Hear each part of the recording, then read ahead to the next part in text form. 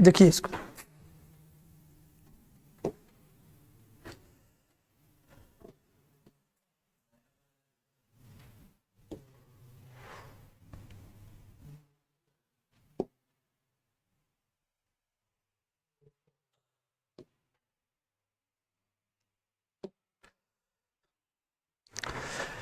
आइए बच्चा लो, आज का जो क्लास है वो है ट्रांसफार्मर पे। ठीक है, ये जो है ट्रांसफार्मर पे आज हम लोग बात करेंगे, ट्रांसफार्मर के बारे में पढ़ेंगे। ठीक है, बोर्ड एग्जामिनेशन के दृष्टिकोण से भी ट्रांसफार्मर एक बहुत ही इंपॉर्टेंट टॉपिक है। ठीक है, तो इसमें देखिए क्या होता है, सो देख लीजिए।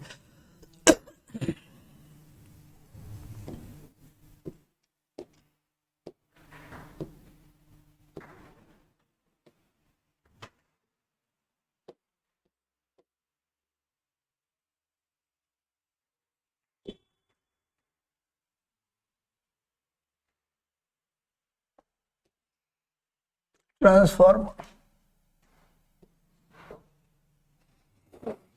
हिंदी में भी इसको ट्रांसफार्मर ही कहेंगे।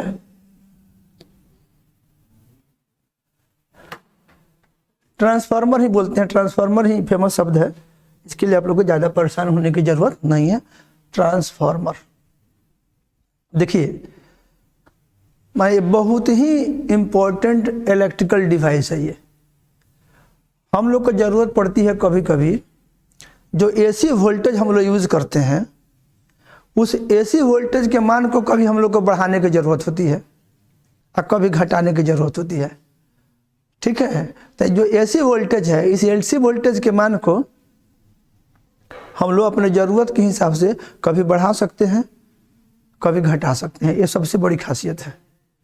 और हम लोग एसी वोल्टेज जो सप्लाई में यूज़ करते हैं, इसके पीछे भी एक बहुत बड़ा रीज़न है कि एसी वोल्टेज के साथ एक विशेषता है कि जब हम चाहें तो उसके मान को लो वोल्ट से हाई वोल्ट कर सकते हैं और हाई वोल्ट से चाहें तो लो वोल्ट कर सकते हैं। ठीक है कि नहीं, माने अल्टरनेटिंग वोल्टेज के मान को बढ़ाने के लिए या उसको घटाने के लिए अपने ज़रूरत के हिसाब से ट्रांसफार्मर नाम के इलेक्ट्रिकल डिवाइस का हम लोग यूज़ करते हैं। और यह जो है म्यूचुअल इंडक्शन जो है उसके प्रिंसिपल पे आधारित है। अन्योन्य प्रेरण जो आप लोग को पढ़े हैं, उस पर एक वीडियो भी है आप लोग का, जो लोग नहीं क्लास अटेंड कर पाए होंगे वो उस वीडियो को देख लीजिएगा। यह जो म्यूचुअल इंडक्शन के प्रिंसिपल पे काम करता है। और ध्यान दीजिए, डीसी वोल्टेज के लिए ये यूजफुल नहीं है। अगर डायरेक्ट वोल्टेज दीजिएगा तो डायरेक्ट वोल्टेज के मान को ये बढ़ाता या घटाता नहीं है। अल्टरनेटिंग वोल्टेज के मान को ज़रूरत के हिसाब से आप बढ़ा देना चाहें तो बढ़ा देते हैं, घटा देना चाहें तो आप घटा सकते हैं। ये इसकी विशेषता है।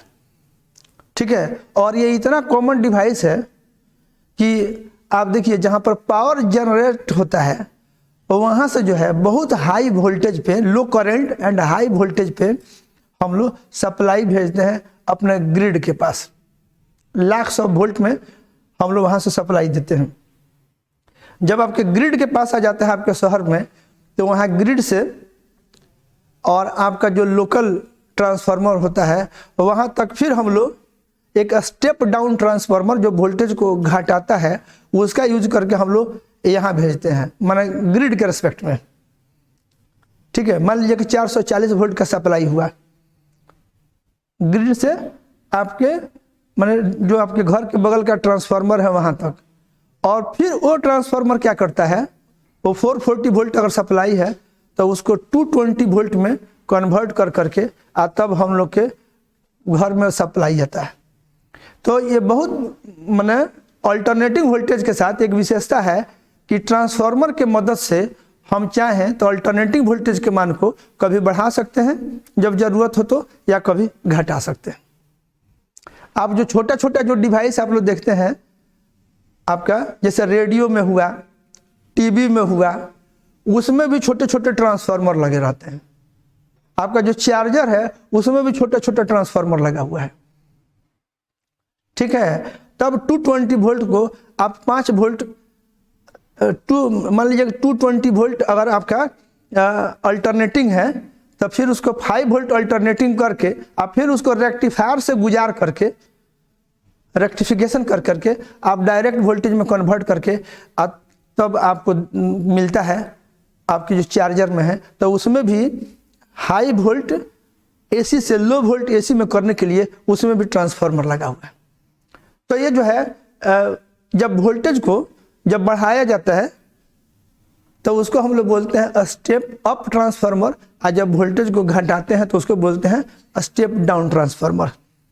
ठीक है, तो आप ये ट्रांसफार्मर में आप कह सकते हैं कि ट्रांसफार्मर एक ऐसा इलेक्ट्रिकल डिवाइस है जिसकी मदद से हम लोग अल्टरनेटिंग वोल्टेज के मान को अपने ज़रूरत के हिसाब से कभी इंक्रीज करा सकते हैं या कभी उसको डिक्रीज करा सकते हैं, अप कर सकते हैं वोल्टेज के मान को या डाउन कर सकते हैं। आप लिखना चाहें तो आप थोड़ा सा लिख लीजिए, और transformer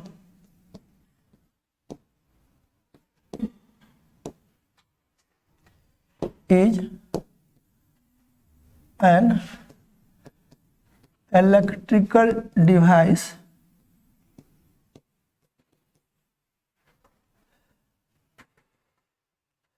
which is used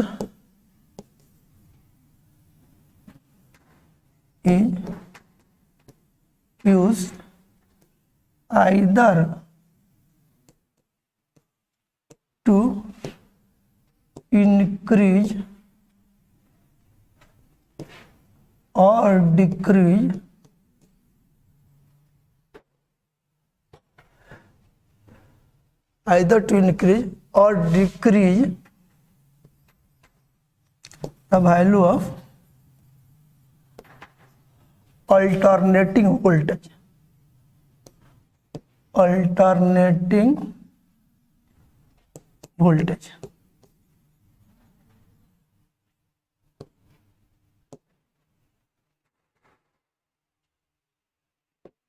alternating voltage के लिए हम यूज करते हैं, समझ गए आप लोग।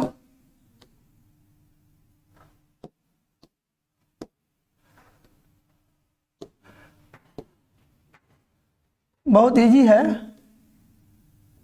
और आप लोग इसको बहुत आराम से समझ सकते हैं। A transformer is an electrical device which is used either to increase or decrease the value of alternating voltage. ठीक है, मैंने हिंदी वाले लिख लीजिएगा कि एक ऐसा विद्युतीय यंत्र है ट्रांसफार्मर जिसकी मदद से आप चाहें तो प्रत्यावर्ती वोल्टता के मान को बढ़ा सकते हैं या घटा सकते हैं अपने जरूरत के अनुसार। ठीक है, और इसीलिए हम लोग देखिए हम लोग जो यूज करते हैं सप्लाई में ऑल ओवर वर्ल्ड, मतलब लॉन्ग डिस्टेंस जो सप्लाई है उसमें हम लोग अल्टरनेटिंग वोल्टेज के लिए इस्तेमाल करते हैं। ठीक है, जब जरूरत हुआ तो वोल्टेज को बढ़ा करके हाई वोल्ट लो करंट पे सप्लाई दे दिए, आप फिर लोकल में आए तो लो वोल्ट में उसको कन्वर्ट कर लिए। फिर डोमेस्टिक यूज जो होता है हम लोग के यहाँ 220 वोल्ट सप्लाई जो है वो बना करके हम लोग घर में सप्लाई देते हैं। ठीक है, तो यही बात है। ये transformer is an electrical device which is used, आप चाहें तो ऐसे रहने दीजिए, which is used either to increase or decrease the value of alternating voltage. Alternative voltage के लिए है, it is not used on direct voltage. ये भी लाइन लिख देते हैं। ठीक है, समझ गया कि नहीं, छोड़ दीजिए इसको, आइए लिख लीजिए this works on the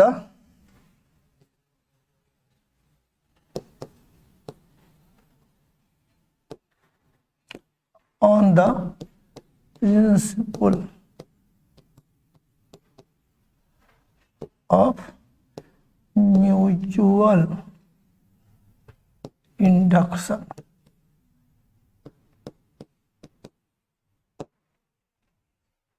This works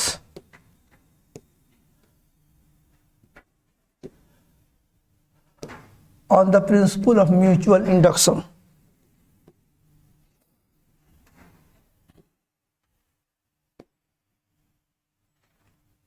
ये म्यूचुअल इंडक्शन के प्रिंसिपल पर काम करता है। ठीक है, ये दिमाग में रखना तुम लोग।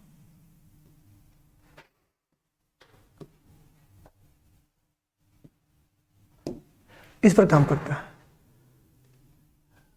ये जो है ट्रांसफार्मर जो है का यूज नहीं होता है फॉर टू डिक्रीज और इंक्रीज डायरेक्ट वोल्टेज। ये लिख देते हैं, इट इज नॉट यूज्ड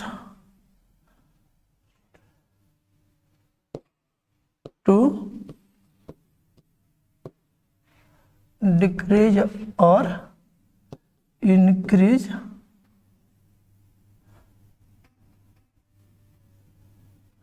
क्या, ऐसे इस सेंटेंस को हटा दीजिए, ऐसे लिख लीजिए, इट इज नॉट यूज्ड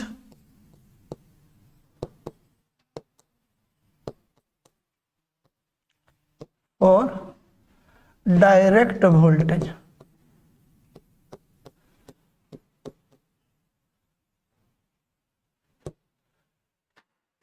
ये डायरेक्ट वोल्टेज के लिए नहीं यूज होता है, नहीं समझे? ये दिमाग में रखिएगा हमेशा आप लोग। ठीक है विद्यार्थी?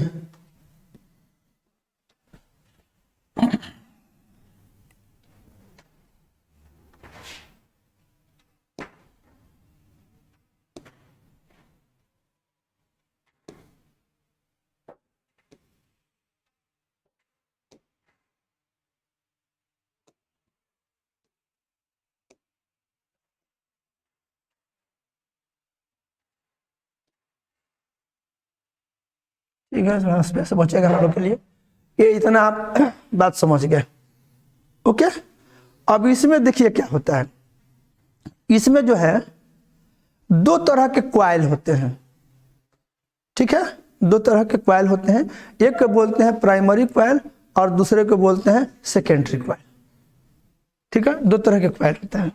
यहाँ देखिए उसका बनावट कुछ ऐसे समझिए, एक फिगर बना रहे हैं, ये कैसे बना होता है सो देखिए।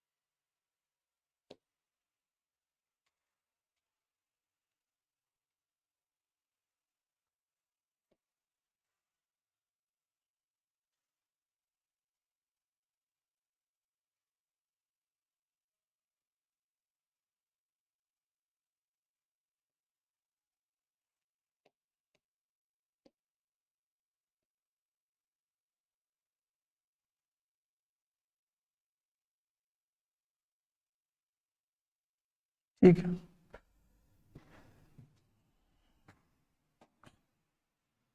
ये ऐसे है।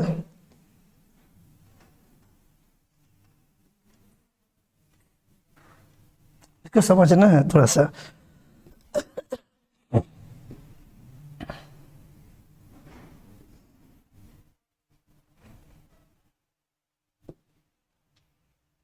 आप लोग ये देखिए, एक कोर है आपका, कुछ आप ऐसे समझिए,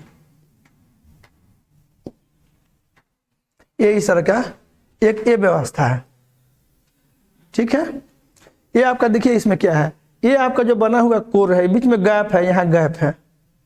तो इसमें हम लोग क्या करते हैं, एक आयरन का कोर है, ये ऐसे जो बना हुआ है ना, ये आपको जो बनाए हुआ है, देखिए ये जितना आपको ये दिख रहा है ये मेटालिक पार्ट है, ये बुझिए आयरन का कोर है। इसमें हम लोग क्या किए हैं, इस तरह से एक क्वाइल इधर से हम ले जाएंगे,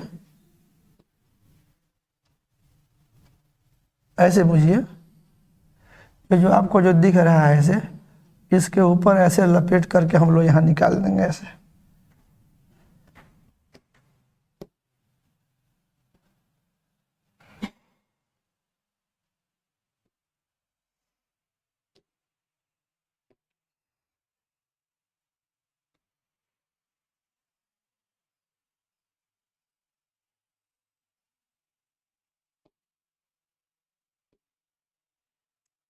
ऐसे पूछिए,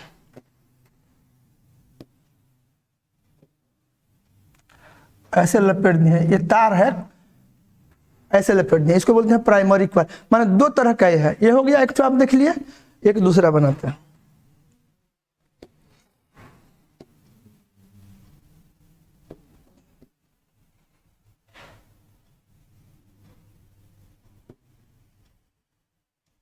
इसके ऊपर से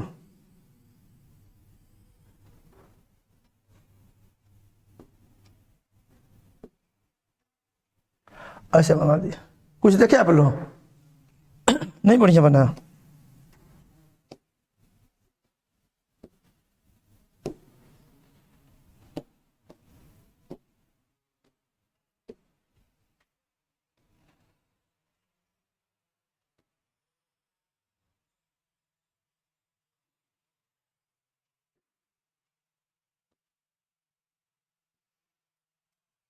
जिसमें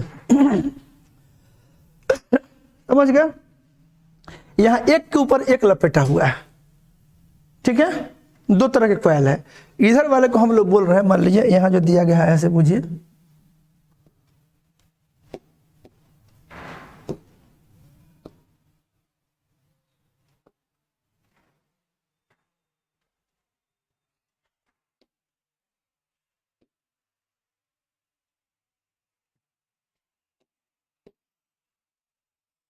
बढ़िया फिगर बन गया है, ओके, कंबाइन कर दिया। एक ये व्यवस्था है, ऐसा रहेगा, एक एक कोर इस तरह का रहेगा, जिसमें एक के ऊपर एक कॉइल के ऊपर दूसरा कॉइल को लपेटा गया, ठीक है। ऐसे ये सब कोर है, आयरन कोर है, ऐसे ये बना हुआ रहता है। बना हुआ देखिए, कुछ बात होता है ना जिसमें टेक्नोलॉजी का हम लोग थोड़ा सा यूज करते हैं, ये इस तरह से बनाए हुए हैं। और एक देखिए, एक इसमें एक दूसरा भी, एक और भी व्यवस्था जो और सिंप्लीफाइड जो आप लोग को दिखेगा, वो आपका कुछ ऐसे है।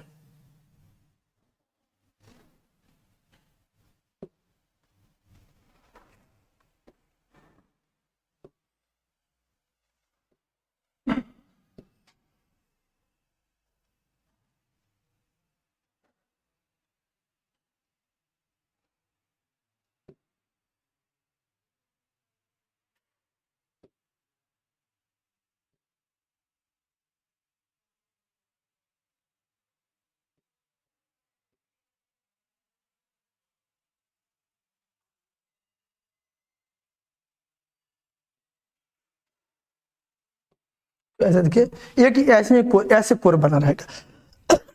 इसमें क्या करेंगे हम लोग, ये आपका इस तरह का सिंपल एक कोर है, ठीक है। और इसमें हम लोग क्या किए हैं कि इधर से जो है, आप ऐसे देखिए, ये सॉरी, ये इसमें हम लोग लपेट देंगे तार को, इसमें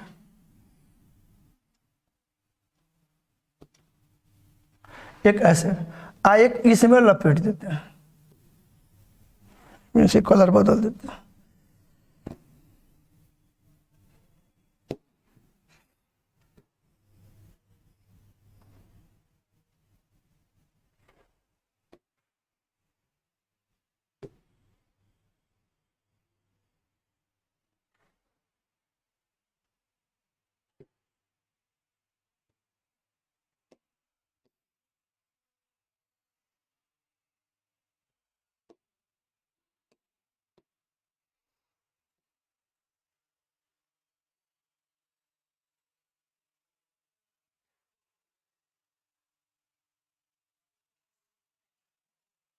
ये दो ठो है,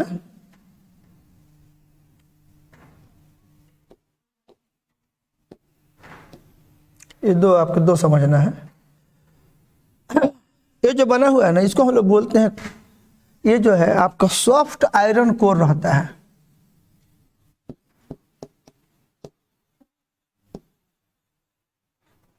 सॉफ्ट आयरन कोर, ये नरम लोहा का कोर है, कोर, COR, करोड़ बोलते हैं हिंदी में इसको, सॉफ्ट आयरन कोर। यहाँ भी है, ये जो आपको जो दिख रहा है ना यहाँ पे, ये भी आपका सॉफ्ट आयरन कोर है, ये वाला भाग। आयरन कोर है, ठीक है। इसको बोलते हैं, इसको लिम्स बोलते हैं। एक लिम्ब है और दूसरा लिम्ब है, लिम्स।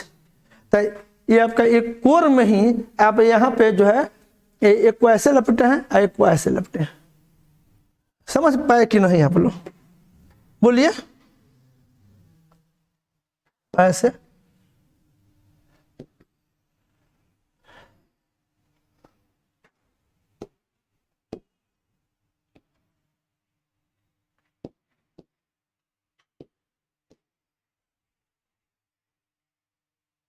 ठीक है। इसमें भी ये सॉफ्ट आयरन कोर है, इधर समझ ही रहे हैं। ये जो है इधर भी क्या है, ये बना लीजिएगा फिगर आप लोग। ये अगर ऐसा फिगर बना लीजिएगा तो देखने वाले को लगेगा कि चलिए बढ़िया बनाया है, बच्चा समझ रहा है। तो इसमें दो तरह के कॉइल होते हैं, एक को बोलेंगे प्राइमरी और दूसरे को बोलेंगे सेकेंडरी। ये बन गया ना। देखिए ये आपका कोर का एक लिंब में एक कॉइल और दूसरा लिंब में इधर लपेटा हुआ है, ठीक है। इसमें क्या है, इसमें एक ठो ये है और इसके ऊपर one over the top of the other वाली बात है। इसमें एक दूसरे के टॉप पे लपेटा गया है, एक के ऊपर दूसरा लपेट दिया गया है इसमें, ठीक है। ये ज्यादा प्रिफर्ड है, ठीक है। ये ऐसे सॉफ्ट आयरन कोर इसमें भी है, this is soft iron core, ये सब जिसमें ये लपेटा हुआ है। ये हो गया। दो तरह के कॉइल होते हैं इसमें, आपको बोले, एक को बोलते हैं प्राइमरी कॉइल,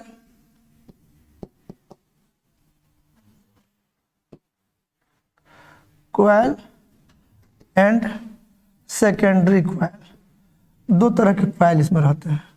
अब इसमें भाषा में जोड़ दीजिएगा ऐसे कि एक नरम, आपको अगर ये करना है, इसमें दो तरह के कॉइल हैं, देख रहे हैं कि नहीं आप लोग?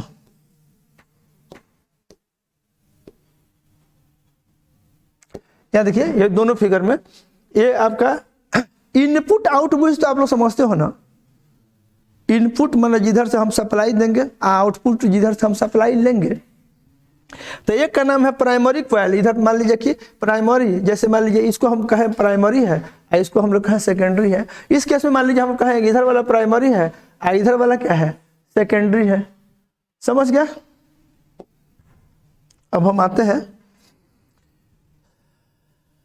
इसमें जो है ये इस तरह का लपेटा हुआ रहेगा। इसको हम ले चलना चाह रहे हैं, इसको किसी एक को कॉपी कर ले रहे हैं।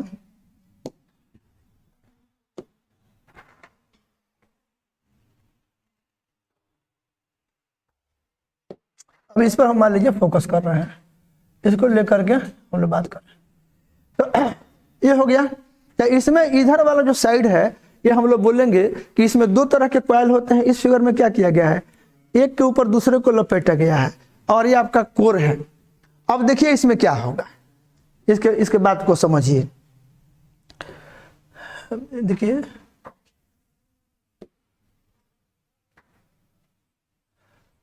एक second,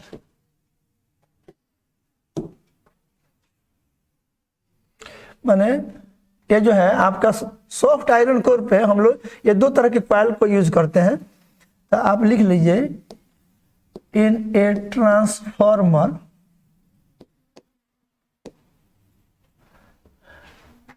we use two types of coils. Two coils ऐसे लिखिए, one is called primary,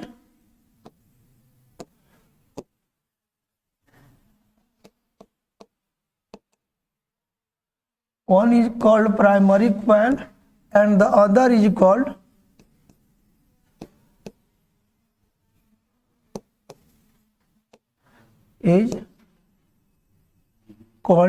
secondary coil। Secondary coil एक को बोलेंगे, ठीक है। अब एक जो है, अब इस तरह से दो तरह का इसमें माउंटिंग है। One coil is wound over the at the top of the other, ठीक है। या एक ही कोर के दो लिंब में लपेटे हुए होते हैं। आप कह सकते हैं कि ये आप एक चीज कर सकते हैं कि ये जो प्राइमरी जो होता है, माने किसी एक में जो है हम लोग इनपुट वोल्टेज देते हैं। हमारा उद्देश्य क्या है? वोल्टेज को स्टेप करना, स्टेप अप करना या स्टेप डाउन करना, वोल्टेज को बढ़ाना या वोल्टेज को घटाना। तो एक कॉइल में हम लोग इनपुट देते हैं और दूसरे साइड से हम लोग क्या लेते हैं? आउटपुट लेते हैं। ठीक है, आप ये देखिए, across one coil we connect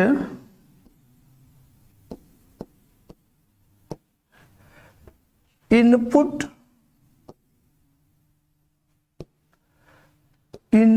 voltage and across other coil we take output।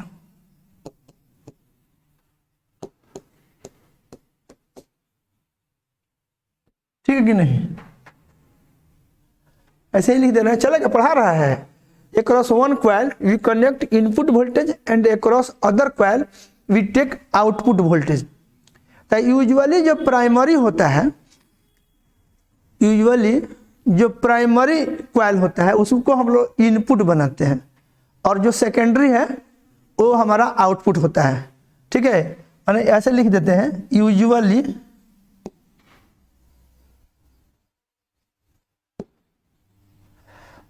The coil across which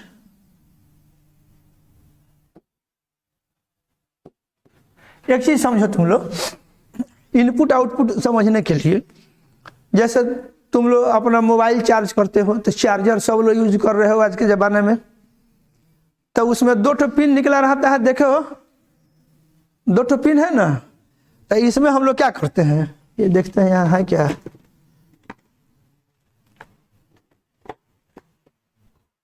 यहाँ देखिए। नहीं, आप लोग ऐसे समझिए पहले कि आपके पास you are having a charger, तो उसके 2 पिन हैं, तो उसको आप सप्लाई में कनेक्ट किए, तो वो दोनों पिन बुझिए 2 छोर हैं। ये बुझिए कि उसमें ये वाला इस साइड से आप इनपुट दे रहे हैं, अब बाहर में जो निकाल रहा है वो आउटपुट है। अब उसमें कंबाइंड वायर है, उससे आप वो आउटपुट ले रहे हैं। तो इनपुट कितना देते हैं उसमें हम लोग, जो आप चार्जर वाली बात समझिए, इनपुट और आउटपुट समझा रहे हैं। तो उसमें सप्लाई 220 वोल्ट दिए इनपुट में, आउटपुट में आप डीसी लेते हैं। उसमें कुछ और भी मैकेनिज्म है, हाई वोल्ट को लो वोल्ट में कन्वर्ट करके एंड देन रेक्टिफाई करके डीसी 5 वोल्ट आपको देता है।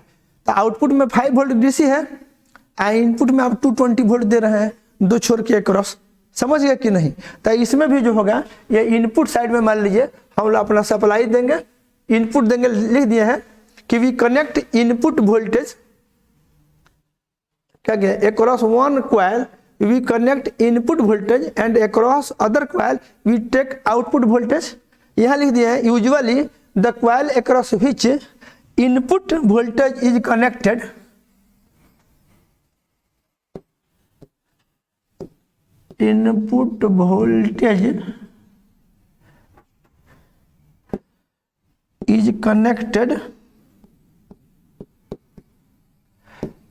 is primary coil is called, ऐसे लिखिए,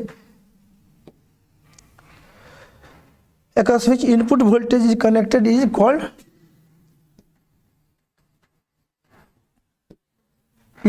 primary coil, and the other coil across which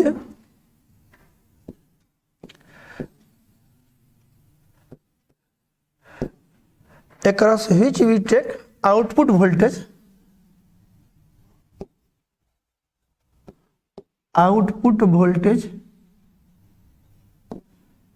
is called secondary coil।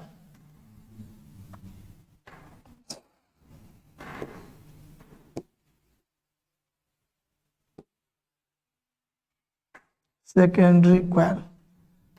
ठीक है, ऐसा हम लोग मान के चले कि जिसमें इनपुट दिए वो हमारा प्राइमरी है, जिसे आउटपुट लिए वो सेकेंडरी है। ये समझे, माने दो है, एक का नाम प्राइमरी है, दूसरे का नाम है सेकेंडरी। एक ओर से इनपुट दे रहे हैं, दूसरे ओर से आउटपुट ले रहे हैं। तो प्राइमरी में बुझिए इनपुट दे रहे हैं, या जिसमें इनपुट दे रहे हैं उसको थोड़ा देर के लिए हम प्राइमरी कहें, या जिसमें से हम आउटपुट ले रहे हैं उसको हम लोग सेकेंडरी ले रहे हैं। इसमें अलग अलग नंबर ऑफ टर्न होता है। और क्या होता है कि ये जो सॉफ्ट आयरन कोर है उसमें ये जो अभी जो है 1 over the top of the other लपेटा हुआ है। मानिए अगर इसको हम लोग फिगर 1 कहें तो इसमें क्या कहिएगा, ये जो फिगर 1 आपको जो दिख रहा है, इसे जो फिगर 1 कहें तो फिगर 1 में क्या किया गया है, in figure 1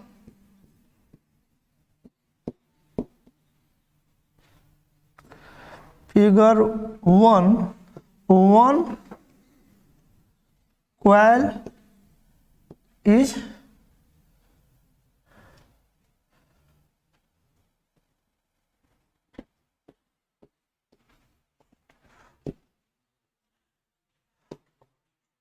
over the top of other.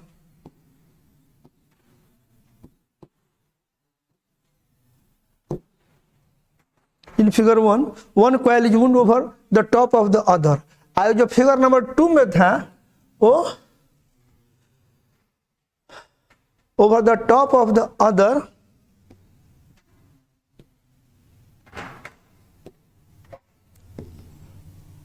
on one, इसको लिम्ब कहा जाए,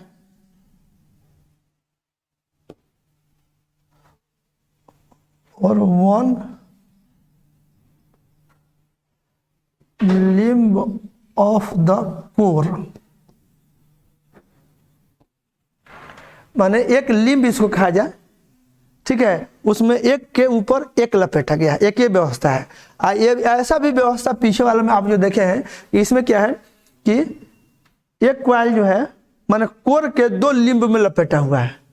इसमें क्या है कि माने जो क्वाइल्स है इस फिगर में आप देखें तो क्या कहिएगा, द 2 क्वाइल्स इसमें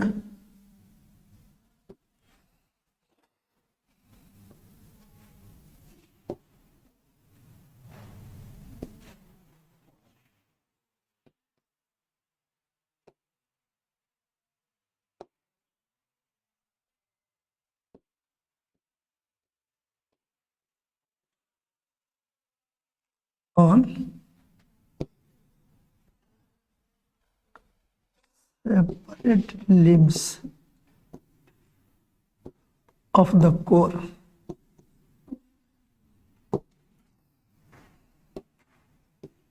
Coils are wound on separate limbs of the core है ये core।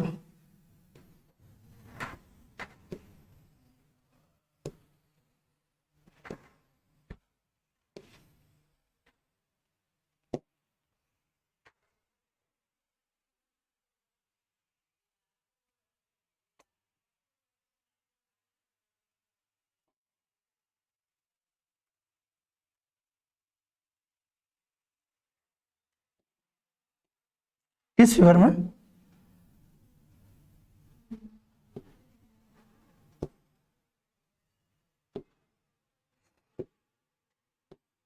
इसमें देखिए the 2 coils are wound on separate limbs of the core। इसमें one on the top of the other इसमें है, ये बात लिखे हुए हैं। तो in figure 1 one coil is wound over the top of the other on one limb of the core। एक ही कोर के एक ही लिम्ब पे ये एक के ऊपर दूसरा लपेटा गया है। आप देख लीजिए, समझ गए कि नहीं। तो यहाँ तक आप आ गए, कुछ लिख दिए हैं, बात समझ गए कि नहीं। आप लोग लिखने के लिए कुछ मटेरियल चाहिए ना बोर्ड एग्जाम के लिए, तो ये कुछ लिख लीजिएगा कि 2 तरह के कॉइल है, एक सॉफ्ट आयरन कोर है कि नहीं। एक तरह के बनावट में प्राइमरी के ऊपर सेकेंडरी लपेटा हुआ है, और दूसरे तरह के बनावट में जो कोर है उसके 2 सेपरेट लिम्ब में, एक लिम्ब में एक क्वाइल है और दूसरे लिम्ब में दूसरा क्वाइल है। ये लिखना है तो लिख लीजिए, आप लोग लिख लिए। कुछ बात समझ में आ रही है कि नहीं। अब इसका जो है ना हम लोग को फिजिक्स देखना है,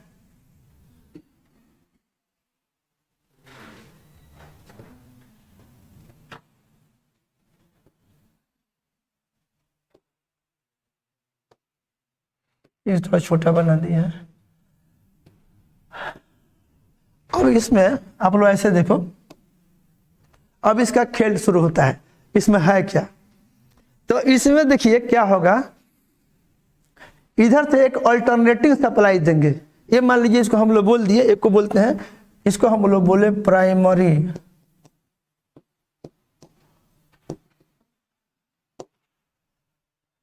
इसको बोलते हैं, इस साइड को बोलते हैं सेकेंडरी।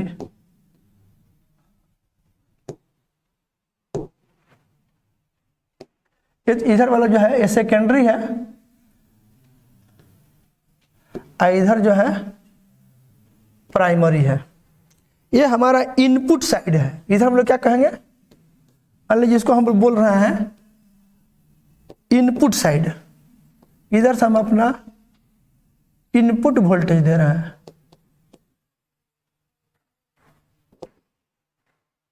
इधर इनपुट वोल्टेज देंगे इस साइड में। इधर हम लोग क्या लेने जा रहे हैं, आउटपुट। फिगर आजकल ज्यादा बात बोलते हैं, माने ये समझना है। देखो इस तरह से बना दोगे तो समझने वाला जो है समझेगा कि बच्चा समझ रहा है बात को। ये आउटपुट साइड है, इधर आउटपुट वोल्टेज मिलने वाला है, ठीक है। इधर हम लोग इनपुट या सप्लाई कहिए, इधर से दे रहे हैं, इधर दे रहे हैं और उधर ले रहे हैं, ओके। अब इसको हम लोग क्या करेंगे, ध्यान दीजिए, ये इसमें हम एक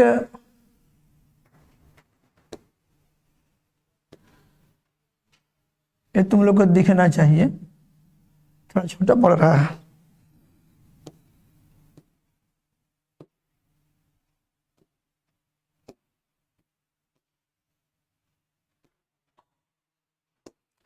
यहाँ देखिए, इसमें हम क्या कर रहे हैं, ये जो आप लोग देख रहे हो, इसमें हम एक सप्लाई वोल्टेज कनेक्ट कर रहे हैं, ऐसे बुझो, इसमें ऐसे जोड़ दिए।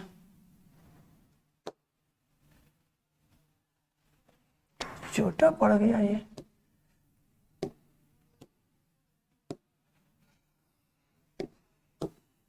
और बड़ा करो इसको।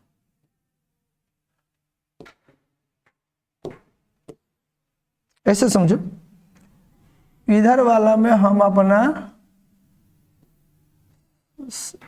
इनपुट वोल्टेज दे रहे हैं, इसको भी प्राइमरी कहिए। इसमें हम अल्टरनेटिंग वोल्टेज देंगे भी प्राइमरी, इसको बोलेंगे भी प्राइमरी। जो वोल्टेज यहाँ दिए दिस इज भी प्राइमरी।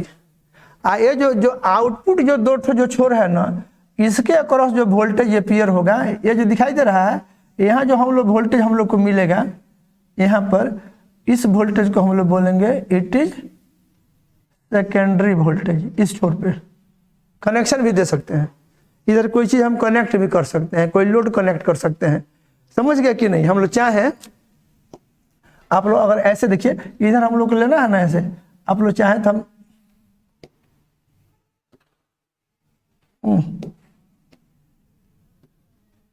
इधर वाला जो छोर दिख रहा है, इसको भी हम लोग क्या कर सकते हैं, यहाँ देखिए, इसको हम इधर किसी चीज से जोड़ देते हैं। मान लीजिए इधर कुछ इम्पीडेंस हमारा जोड़ देंगे, समझ पाए ना। अरे भाई कोई इधर लोड जोड़ देंगे, लोड, एक लोड रेसिस्टेंस जोड़ देते हैं, मान लीजिए इधर से ला करके ऐसे यहाँ पे इस साइड में मान लीजिए हम एक लोड रेसिस्टेंस ही कनेक्ट कर दिए ऐसे, जिसके अक्रॉस हम लोग वोल्टेज लेंगे, इसके अक्रॉस हम लोग को वोल्टेज लेना है, आउटपुट वोल्टेज लेना है। कुछ रहेगा रेसिस्टेंस या कोई भी इम्पीडेंस हो सकता है, उसके में उसको लेकर के ज़्यादा परेशान नहीं होना है। अब देखिए क्या होगा, जब यहाँ अल्टरनेटिंग वोल्टेज जब इसमें कनेक्ट करिएगा, जैसे ही अल्टरनेटिंग वोल्टेज इसमें देखिएगा, तो इसमें एक अल्टरनेटिंग करंट सेटअप होगा। ये क्या करेगा, इसमें एक अल्टरनेटिंग करंट सेटअप हो जाएगा प्राइमरी साइड में। तो जब इसमें अल्टरनेटिंग करंट सेटअप हो जाएगा, तो बीच वाला जो रीजन है, ये जो लिम्ब जो दिख रहा है, ये बल्कि ये पूरे कॉइल में ही क्या होगा कि इस कॉइल में जब करंट जब चेंज करेगा, तो आप लोग को याद होगा, एक चीज आप लोग पढ़े होइएगा कि इसमें एक ईएमएफ इंड्यूस होगा। याद है ना? या ऐसे पहले ऐसे समझिए थोड़ा देर के लिए, जब इसमें करंट जाएगा तो आपका एक सिंपल सा इस तरह के बात देखिए, ऐसे अगर कोई कॉइल है,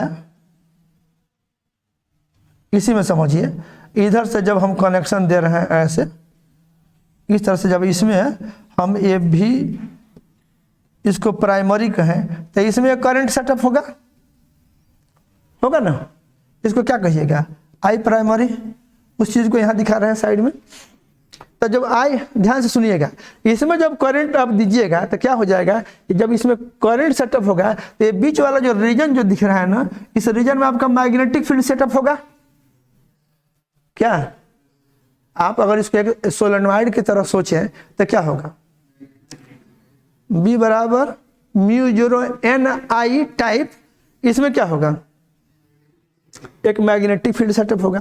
तो मैग्नेटिक फील्ड सेटअप होगा, आइए मैग्नेटिक मटेरियल का बना हुआ आयरन, तो पूरा मैग्नेटाइज हो जाएगा।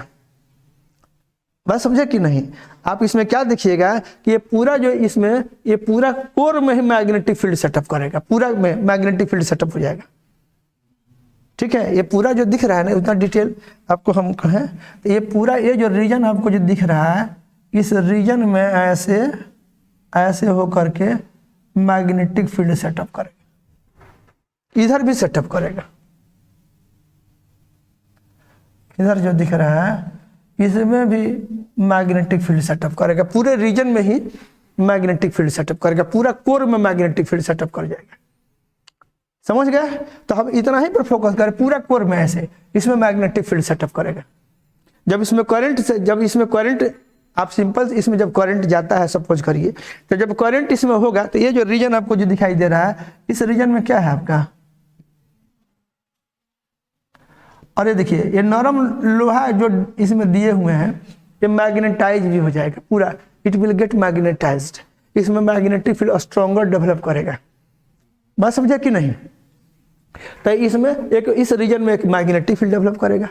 तो अब आप क्या सोचिएगा, अब इसके चलते ये जो कोर जो आपको दिखाई दे रहा है, ये पूरा जो ये जो रीजन है, इसमें पूरा इस कोर में ही मैग्नेटिक फील्ड सेटअप कर गया। ठीक है, आइए जो मैग्नेटिक फील्ड है, तब एक इसके एक लूप से, मान लीजिए ऐसे एक लूप है, ऐसे लपेटा हुआ है ना लूप, इसमें मैग्नेटिक फील्ड है, तो उसके हर एक फेरा से मैग्नेटिक फ्लक्स होगा। बात को समझिए।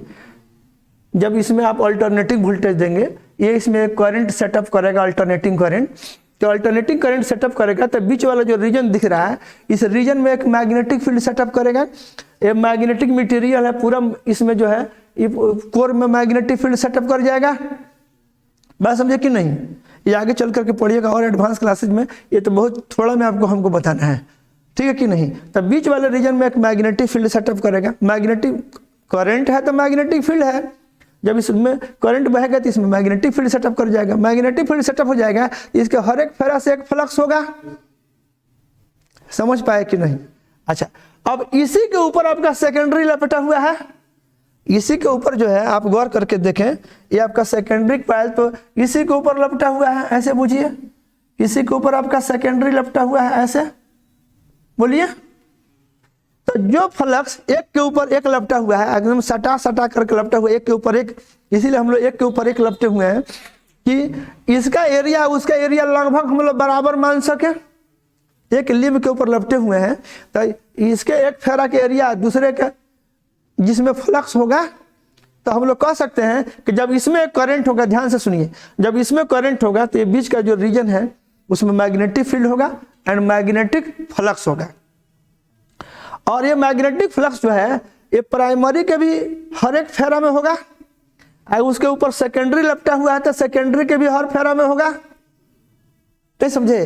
तो प्राइमरी के भी हर एक फेरा में देयर इज ए फ्लक्स, और सेकेंडरी के भी हर एक फेरा में देयर इज ए फ्लक्स। अब अगर आप जानते हैं कि ये जो वोल्टेज है, यहाँ का जो ये वोल्टेज है, ये तो अल्टरनेटिंग है, ये बदल रहा है, तो इसमें करंट क्या करेगा? करंट बदलेगा। तो जब इसके करंट बदलेगा तो देखिए, जब करंट बदलेगा तो बीच के रीजन में मैग्नेटिक फील्ड बदलेगा।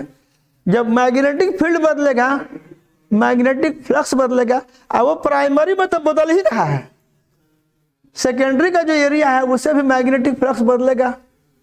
अब आप जानते हैं मैग्नेटिक फ्लक्स बदलता है तो क्या होता है, ईएमएफ इंड्यूस होता है, यही इसका बात है। तो इसमें तो प्राइमरी कॉइल में तो करंट ऑलरेडी जा ही रहा था एंड उसके चलते तो फ्लक्स उसमें था ही, और वो फ्लक्स बदल ही रहा है, तो प्राइमरी के क्रॉस भी एक ईएमएफ डेवलप करेगा। आप प्राइमरी के ऊपर ही अगर सेकेंडरी लपटे हुए हैं तो उसमें भी क्या होगा, उसके भी हर एक फेरा में जो फ्लक्स होगा, दोनों के हर एक फेरा में फ्लक्स बराबर है, ऐसा मान के हम चल रहे हैं, ठीक है कि नहीं। हम लोग मान रहे हैं कि एक के ऊपर एक लपटा हुआ है, ठीक है, या हम लोग मान के चल रहे हैं कि हमारा जो कोर है उसके कोर में एक समान फ्लक्स है, ऐसा हम लोग बोलेंगे। तो यहाँ जो है आप बात करिएगा तो इसके हर एक फेरा से, प्राइमरी के हर एक फेरा से जितना फ्लक्स है उतना ही सेकेंडरी के हर एक फेरा से फ्लक्स है। आज जब ये वोल्टेज बदलेगा, ये करंट बदलेगा, फील्ड बदलेगा, देन फ्लक्स बदलेगा, एंड वो फ्लक्स प्राइमरी में भी बदलेगा एंड सेकेंडरी में भी बदलेगा। तो इसका नतीजा क्या होगा, नतीजा ये होगा कि ये सेकेंडरी के अक्रॉस भी एक ईएमएफ डेवलप करेगा और प्राइमरी के अक्रॉस भी एक ईएमएफ डेवलप करेगा। नहीं मजा आया, प्राइमरी के अक्रॉस भी एक ईएमएफ डेवलप करेगा और सेकेंडरी के अक्रॉस भी एक ईएमएफ डेवलप करेगा। तो आप लोगों के क्लास के लिए, ठीक है कि नहीं, वैसे ट्रांसफार्मर की बहुत लंबी चौड़ी पढ़ाई होती है, ये इलेक्ट्रिकल इंजीनियरिंग वगैरह पढ़िएगा तो इसमें बहुत इलेबोरेट वे में पढ़ाई होगी। हम लोग को, आप लोग को जस्ट इसका मोस्ट बेसिक ज्ञान जो है वही आप लोग को देना है। अब देखिए एक चीज आप समझ जाइए, हम लोग मान के क्या चल रहे हैं कि हर एक फेरा में फ्लक्स क्या है, हर एक फेरा में फ्लक्स सेम है, चाहे वो प्राइमरी का हो चाहे वो सेकेंडरी का हो, हर एक फेरा से सेम फ्लक्स गुजर रहा है, ठीक है। मतलब हम लोग बोलते हैं same flux links the primary, each turn of primary as well each turn of the secondary, ऐसा हम लोग बोलेंगे। अब एक खेल हो गया कौन चीज का, देखिए हर एक फेरा में ईएमएफ पैदा होता है, हर एक फेरा में ईएमएफ पैदा होता है। तो अब नंबर ऑफ टर्न इसमें काउंट करता है कि कितना टर्न इसमें मौजूद है, कितना टर्न है। तो मान लीजिए कि प्राइमरी में नंबर ऑफ टर्न हम देखेंगे, यहाँ से देखिए तो इधर भी फ्लक्स चेंज करेगा तो ये जो दोनों छोर है इसके अक्रॉस वोल्टेज अपीयर होगा कि नहीं, बोलिए ना, यहाँ पर एक वोल्टेज अपीयर होगा कि नहीं। तो अब एक चीज देखिए आप लोग कि इसमें हम लोग एक कुछ कंडीशन ले करके हम लोग बात करने जा रहे हैं आइडियल ट्रांसफार्मर की। आइडियल ट्रांसफार्मर पे हम लोग फोकस करेंगे, ठीक है। अब आइडियल ट्रांसफार्मर में हम लोग देखिए क्या क्या एजम्पशन ले रहे हैं। तो इसमें हम लोग मानते हैं कि जो हमारा प्राइमरी कॉइल है उसमें हम लोग मानेंगे कि इसका रेसिस्टेंस बहुत कम है, वेरी लो रेसिस्टेंस प्राइमरी का, ठीक है। हम लोग मानेंगे इसमें कि इसका रेसिस्टेंस बहुत कम है, एक ये मानेंगे, करंट भी कम है। और सेकेंडरी के बारे में हम लोग क्या बोलेंगे कि सेकेंडरी का माने जो सेकेंडरी है जिसके अक्रॉस हमको आउटपुट लेना है, तो हम लोग ये एज्यूम करते हैं कि या तो ये ओपन है, ये खुला हुआ है, तो खुला हुआ है तो करंट नहीं पास करेगा। आप लोग ऐसे देखिए, एक जो समझने वाली जो बात है ना वो बहुत इंपॉर्टेंट है। आप लोग को याद होगा एक डीसी सोर्स की भी बात करते थे तो उसमें एक ईएमएफ वाला पार्ट था और एक उसमें इंटरनल रेसिस्टेंस भी की तरह भी चीज हो जाती थी जिसके क्रॉस वोल्टेज का ड्रॉप हो जाता था। तो हम लोग इसीलिए बोले हुए हैं कि ये जो आपको यहाँ जो दिख रहा है, हम लोग मान रहे हैं कि जो प्राइमरी कॉइल है उसका रेसिस्टेंस जो है बहुत कम है, ठीक है। तो उसका फायदा क्या होगा कि उसमें रेसिस्टेंस के अक्रॉस वोल्टेज का ड्रॉप नहीं होगा, जो भी ईएमएफ डेवलप करेगा प्राइमरी के अक्रॉस वो सप्लाई वोल्टेज के बराबर हो जाएगा। और एक चीज और आप लोग बताए थे, जब सर्किट ओपन रहता है तो जो ईएमएफ होता है वो टर्मिनल के वोल्टेज के बराबर हो जाता है। देखिए दो चीज है, एक कॉइल में ईएमएफ कितना डेवलप किया और उसके टर्मिनल का वोल्टेज कितना हुआ। आप लोग बैटरी वाला भी कॉन्सेप्ट याद होगा, तो ईएमएफ कितना है एंड वोल्टेज कितना है, और रेसिस्टेंस वगैरह के चलते वोल्टेज टर्मिनल का घट जाता है कि नहीं। तो उसी ढंग से आप लोग कुछ ऐसे समझिए कि अगर ये ऐसा आपको हम बोल रहे हैं, ऐसे ये जो कॉइल है हम मानेंगे कि इसका रेसिस्टेंस बहुत कम है, यानी रेसिस्टेंस के अक्रॉस वोल्टेज का ड्रॉप नहीं है। तो उसमें हम लोग क्या सोचेंगे, इसके अक्रॉस जो वोल्टेज एपियर होगा, यहाँ जो इसमें जो पैदा होगा इस कॉइल में, इसको हम लोग क्या कहते हैं, ईएमएफ बोले, क्या बोलेंगे, ईएमएफ, इसको वैसे बैक ईएमएफ बोलते हैं। क्या बोलते हैं, बैक ईएमएफ बोलते हैं। इसके अक्रॉस इसमें जो डेवलप करेगा उसको एक ईएमएफ डेवलप करेगा। प्राइमरी में भी, चूंकि प्राइमरी में भी क्या हो रहा है, करंट बदल रहा है, फ्लक्स बदल रहा है, तो उसमें एक ईएमएफ इंड्यूस होगा, तो इसमें एक ईएमएफ इंड्यूस होगा। और जो सेकेंडरी है उसमें भी क्या हो रहा है, उसमें भी फ्लक्स चेंज कर रहा है, उसमें भी ईएमएफ होगा। तो हम लोग आइडियल ट्रांसफार्मर में हम लोग के जो कुछ एजम्पशंस हैं, वो उसमें एक एजम्पशन क्या है कि पहला एजम्पशन हम लोग लिखेंगे, इसका फर्स्ट एजम्पशन है कि प्राइमरी कॉइल का रेसिस्टेंस लो है। इसमें हम लोग मानेंगे low resistance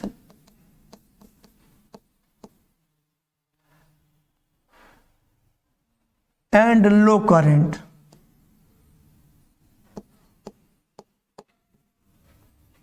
current in primary coil,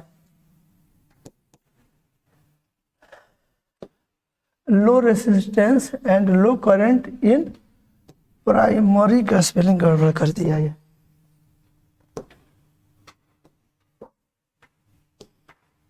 एक एजम्पशन मेरा ये रहेगा, low resistance and low current in primary coil.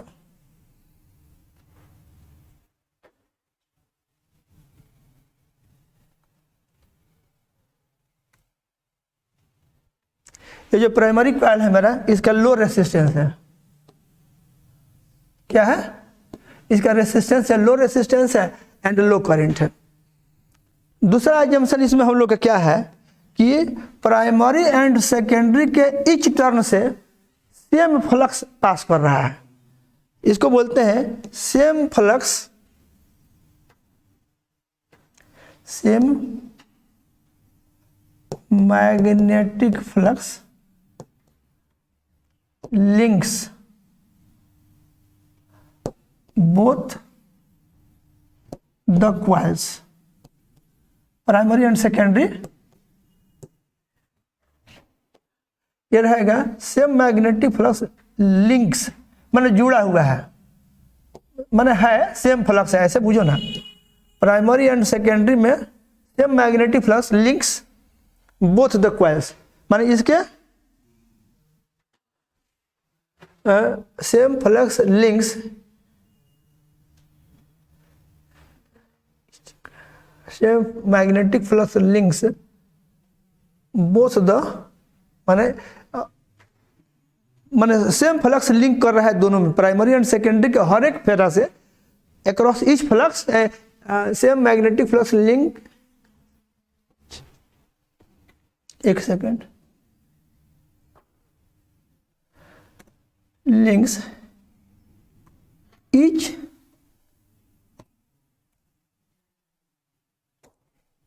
Turn.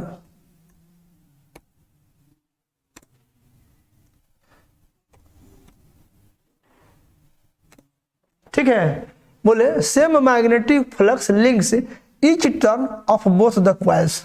कुछ समझ पाए आप लोग, माने दोनों कॉइल के हर एक फेरा से, देखिए वैसे ऐसा होता नहीं है, कुछ फ्लक्स लीकेज होता है, फ्लक्स दोनों में सेम नहीं हुआ। हम लोग आइडियल ट्रांसफार्मर की बात कर रहे हैं, ये सब आइडियल के लिए बात कर रहे हैं। और एक और हम लोग क्या बात बोलेंगे, सो देखिए इसमें समझने वाली बात है कि आज जो सेकेंडरी कॉइल है उसके बारे में हम लोग क्या बोलेंगे कि सेकेंडरी कॉइल है जो आइदर लो करंट और ओपन सर्किट। ये ओपन है, ओपन है, क्लोज नहीं है, बस समझे कि नहीं। और नहीं तो इसके टर्मिनल, इसमें जो है ना, ये जो सेकेंडरी जो है, मान लीजिए उसमें एक रेसिस्टेंस भी है एंड हाई करंट भी जा रहा है, तो उस रेसिस्टेंस के क्रॉस एक वोल्टेज का ड्रॉप हो जाएगा, तो ईएमएफ से वो डिफरेंट हो जाएगा टर्मिनल का वोल्टेज।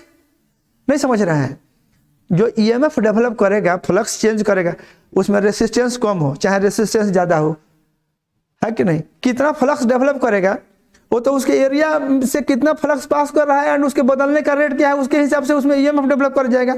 लेकिन अगर मान लीजिए उसमें रेसिस्टेंस हो, एक करंट पास करे तो एक वोल्टेज का ड्रॉप भी हो जाएगा। तो उस जो कॉइल का जो दो टर्मिनल है उसके क्रॉस वो वोल्टेज नहीं मिल पाएगा जो ईएमएफ है। समझ पाए कि नहीं? इसलिए हम लोग कुछ कंडीशन लगा के बात कर रहे हैं, क्योंकि उतना सारा कंसिडरेशन अभी आप लोग के लायक नहीं है, इस क्लास के लिए नहीं है, हायर क्लास के लिए है। तो इसलिए हम लोग का जो तीसरा एजम्पशन इसमें जो हम लोग ले रहे हैं, ये थर्ड एजम्पशन में हम लोग का है कि सेकेंडरी कॉइल जो है लो करंट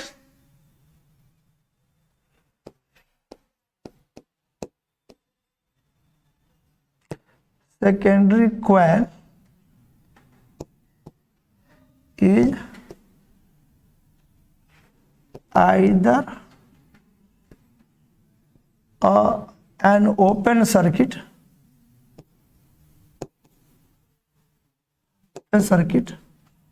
or it has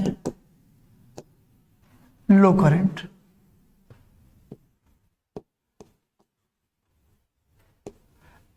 ये सब कहने के पीछे हम लोग का एक उद्देश्य है, समझे ना, कि जो ईएमएफ इंड्यूस होगा उस ईएमएफ को टर्मिनल के वोल्टेज के बराबर बनाना। कुछ बात समझे कि नहीं आप लोग? इसका उद्देश्य क्या है, जो ईएमएफ इंड्यूस हो वो टर्मिनल के वोल्टेज के बराबर हो जाए, ये यही हम लोग कहना चाह रहे हैं। ठीक है, तो अब आप लोग यहाँ पर देखिएगा, ये ऐसे हम बना दिए, secondary coil is either an open circuit or it has low current, ताकि उसके अक्रॉस वोल्टेज का ड्रॉप कम हो। नहीं समझे? और नहीं तो ईएमएफ एंड टर्मिनल के वोल्टेज में अंतर पड़ने लगेगा। कुछ समझ में आया कि नहीं बात? तो ये आप लोग को ये समझना है। तो हम लोग ये आइडियल ट्रांसफार्मर के लिए ये सब बात हम लोग आप लोग के लिए अप्लाई कर दे रहे हैं, इसको आप लोग देख लो।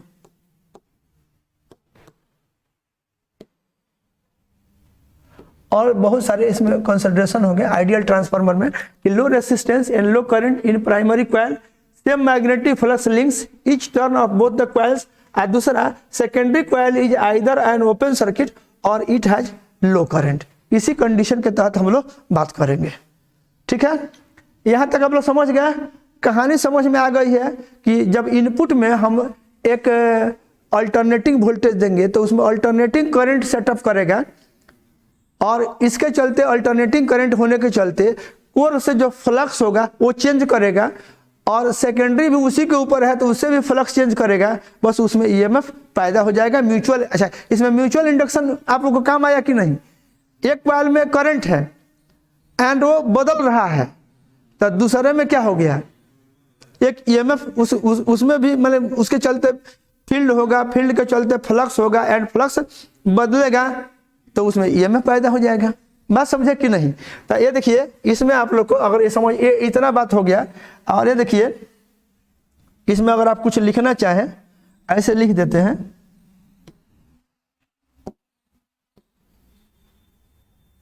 when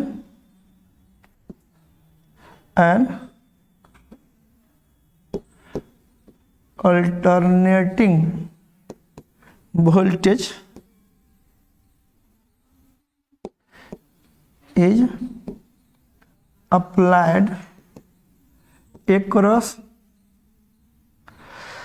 when an alternating voltage is applied across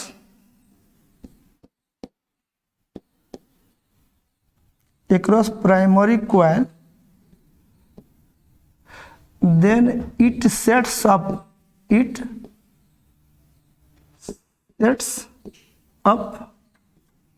an alternating current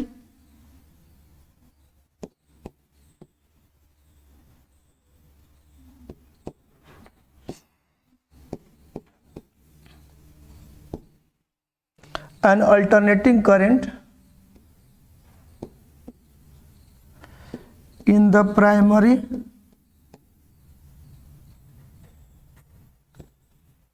अब इस करंट के चलते क्या होगा, कोर में एक फील्ड होगा, है कि नहीं? Due to this current,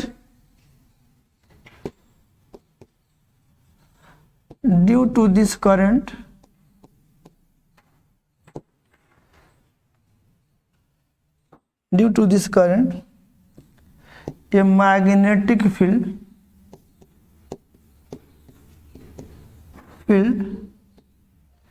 and hence magnetic flux develops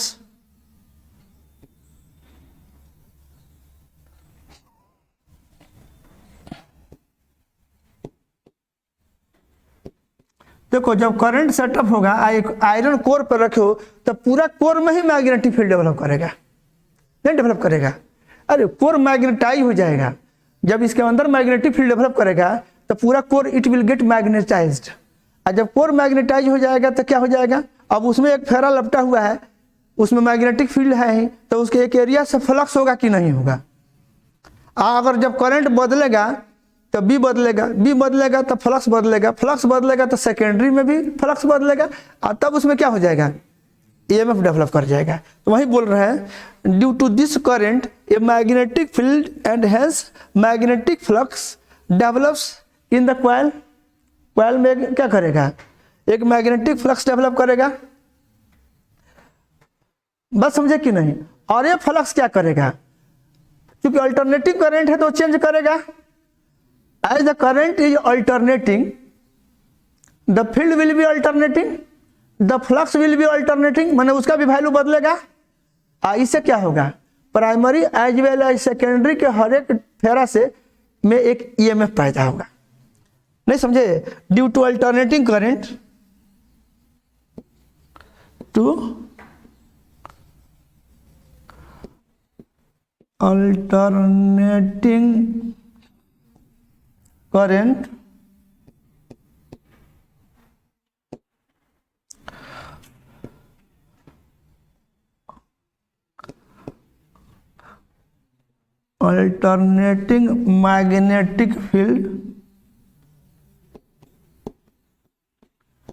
alternating magnetic field and alternating flux। एक पेज ही बदल लिख रहे हैं आप लोग ना, due to alternating current alternating magnetic field and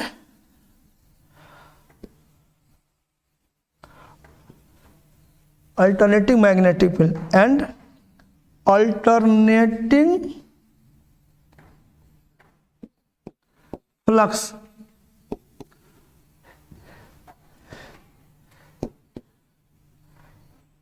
is set up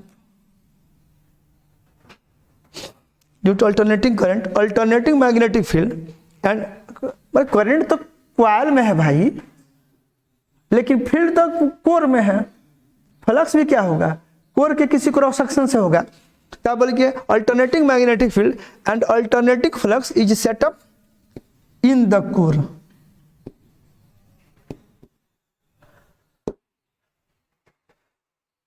alternating magnetic flux, अब मैग्नेटिक फ्लक्स अल्टरनेटिंग होने का मतलब क्या हुआ, फ्लक्स इज चेंजिंग है कि नहीं।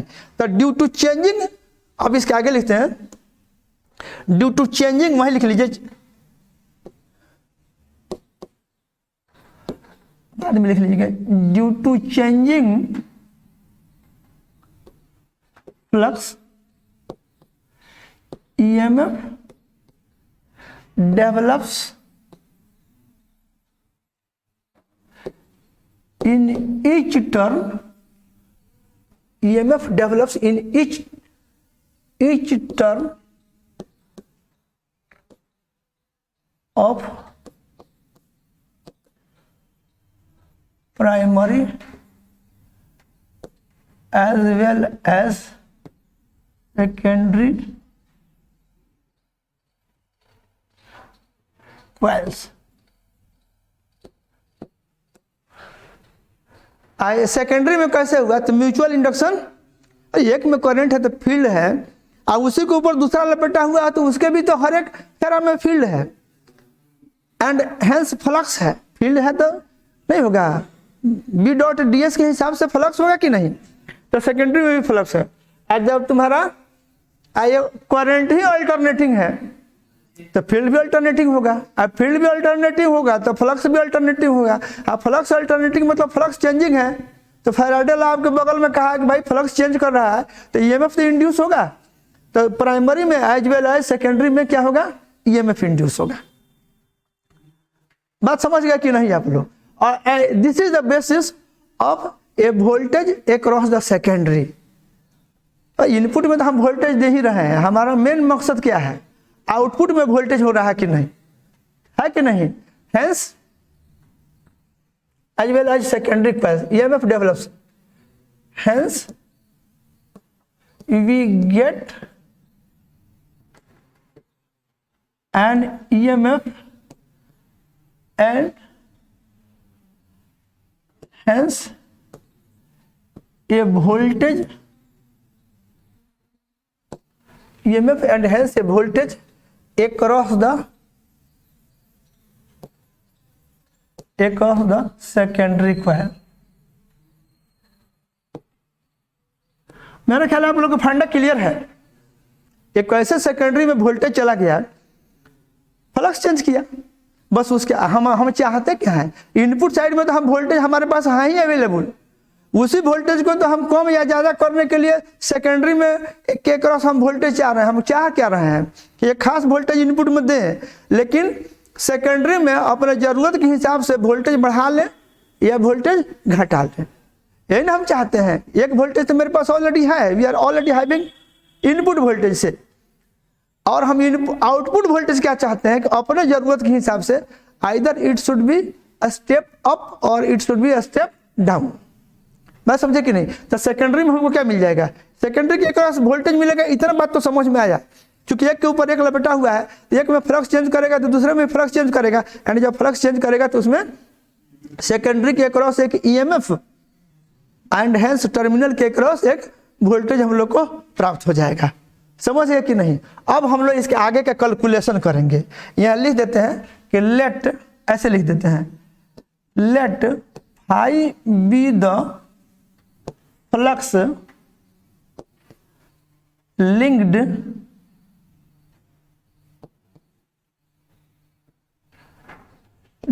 with each turn, let phi be the flux linked with each turn of primary as well as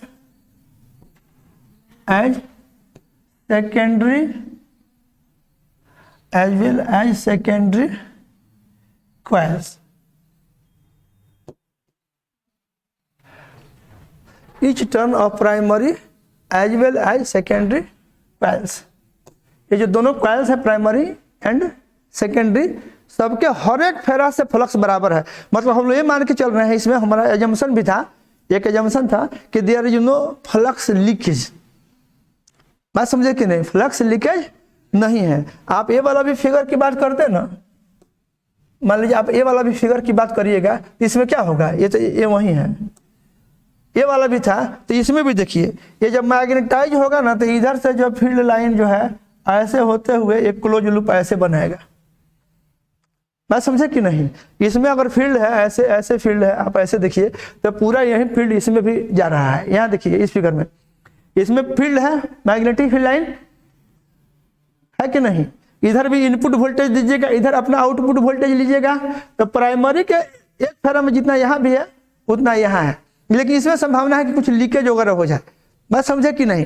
तो इसलिए हम लोग क्या करते हैं कि एक के ऊपर एक को लपटे हुए हैं, ताकि हम ये मान रहे हैं कि फ्लक्स हर एक फेरा में बराबर है, चाहे वो प्राइमरी का हो चाहे वो सेकेंडरी का हो। ये हमारा जो एजम्पशन है इसके काफ़ी करीब हो, नहीं तो फ्लक्स में डिफरेंस आ सकता है।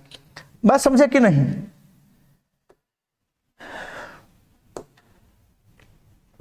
तो फाई हो गया। अब इसमें देखिए, अब हमारा मेन ये है, देखिए हर एक में ईएमएफ पैदा होगा, हर एक फेरा में ईएमएफ पैदा होगा, तो जिसमें ज़्यादा फेरा कर दीजिएगा उसमें ईएमएफ ज़्यादा हो जाएगा, जिसमें कम फेरा कर दीजिएगा उसमें कम ईएमएफ हो जाएगा। नहीं समझे क्या। हर एक में फ्लक्स सेम है, हर एक में फ्लक्स का परिवर्तन का रेट भी सेम है, तो नतीजा क्या होगा, हर एक फेरा में तो बराबर बराबर ईएमएफ पैदा होगा। तो जिसमें ज़्यादा फेरा होगा, ज़्यादा टर्न होगा, उसके अक्रॉस, उसके दोनों छोर के अक्रॉस वोल्टेज ज़्यादा एम्पियर होगा। आज जिसमें कम होगा उसमें क्या हो जाएगा, कम फेरा होगा तो कम वोल्टेज एम्पियर होगा। This is the game. नहीं समझा क्या? यही गेम प्लान है। तो इसमें हम लोग लिख देते हैं, यहाँ लिख लीजिए नाउ लेट, फ्लक्स तो सब में सेम है, नाउ लेट NP, NP लिख रहे हैं, NP ऐसे लिख देते हैं, इसको ऐसे लिखिए, लेट ऐसे NP equal to number of turns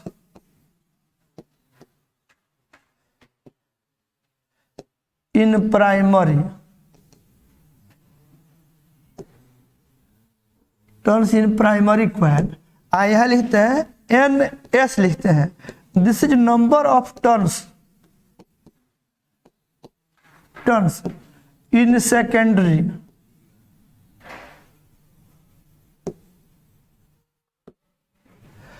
number of turns in secondary coil इतना। और ये जो है एक्जाई P लिखते हैं, एक्जाई P, this is induced EMF across primary, this is EMF induced across primary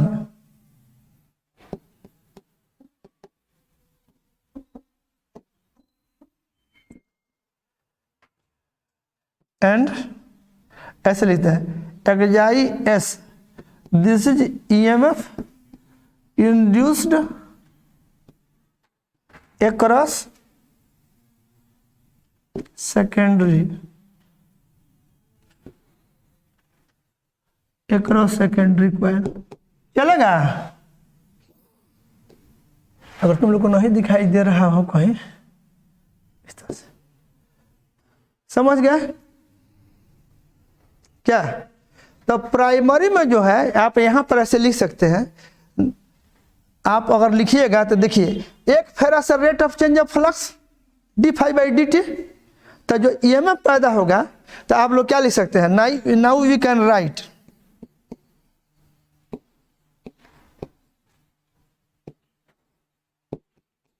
क्या लिख सकते हैं? सो देखिए, आप ऐसे लिखिएगा, एक्जाई प्राइमरी लिखिएगा तो कितना लिखिएगा, एक फेरा से rate of change of flux मान लीजिए d∅dt है,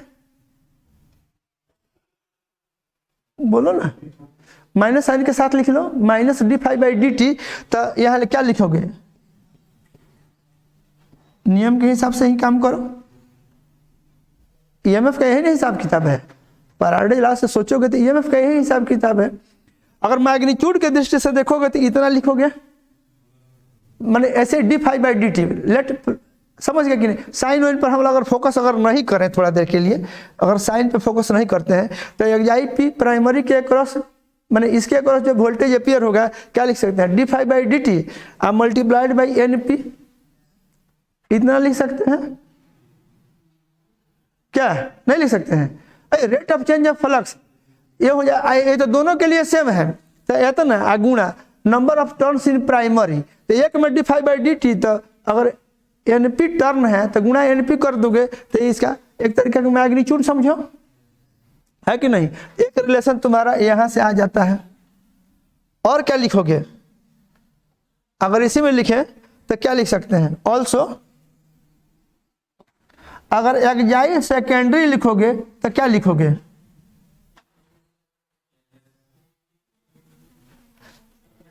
क्या ये माइनस छूटने से अनिजी महसूस कर रहे हैं आप लोग? जस्ट मैग्नीट्यूड बुझिए ना, ऐसे एक्जाई सेकेंडरी लिखिएगा तो क्या लिखिएगा, NS d∅dt, ये सेकंड रिलेशन हो गया। बोलिए, अब इसको जो है हम आते हैं इस पेज में, यहां देखिए, आप लोग ऐसे समझो,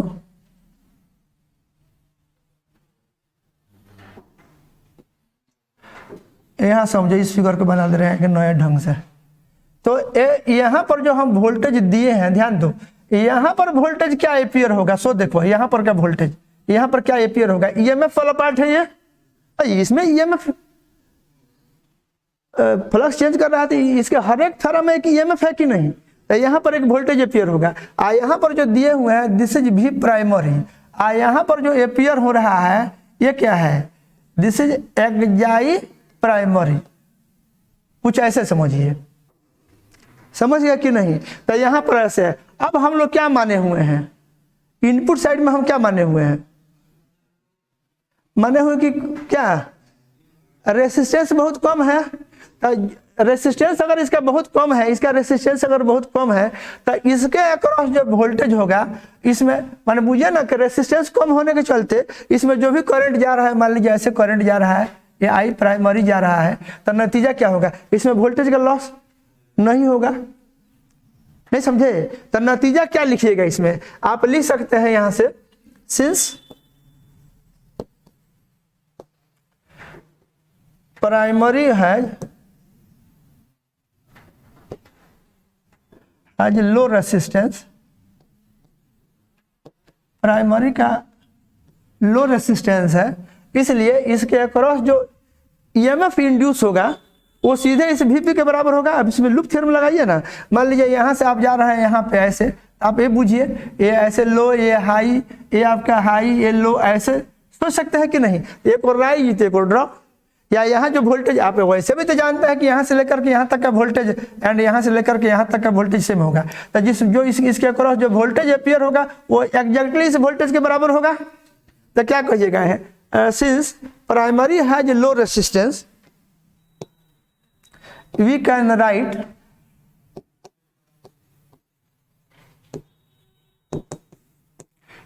write this V primary equal to, क्या लिखिएगा, ए एक्स प्राइमरी,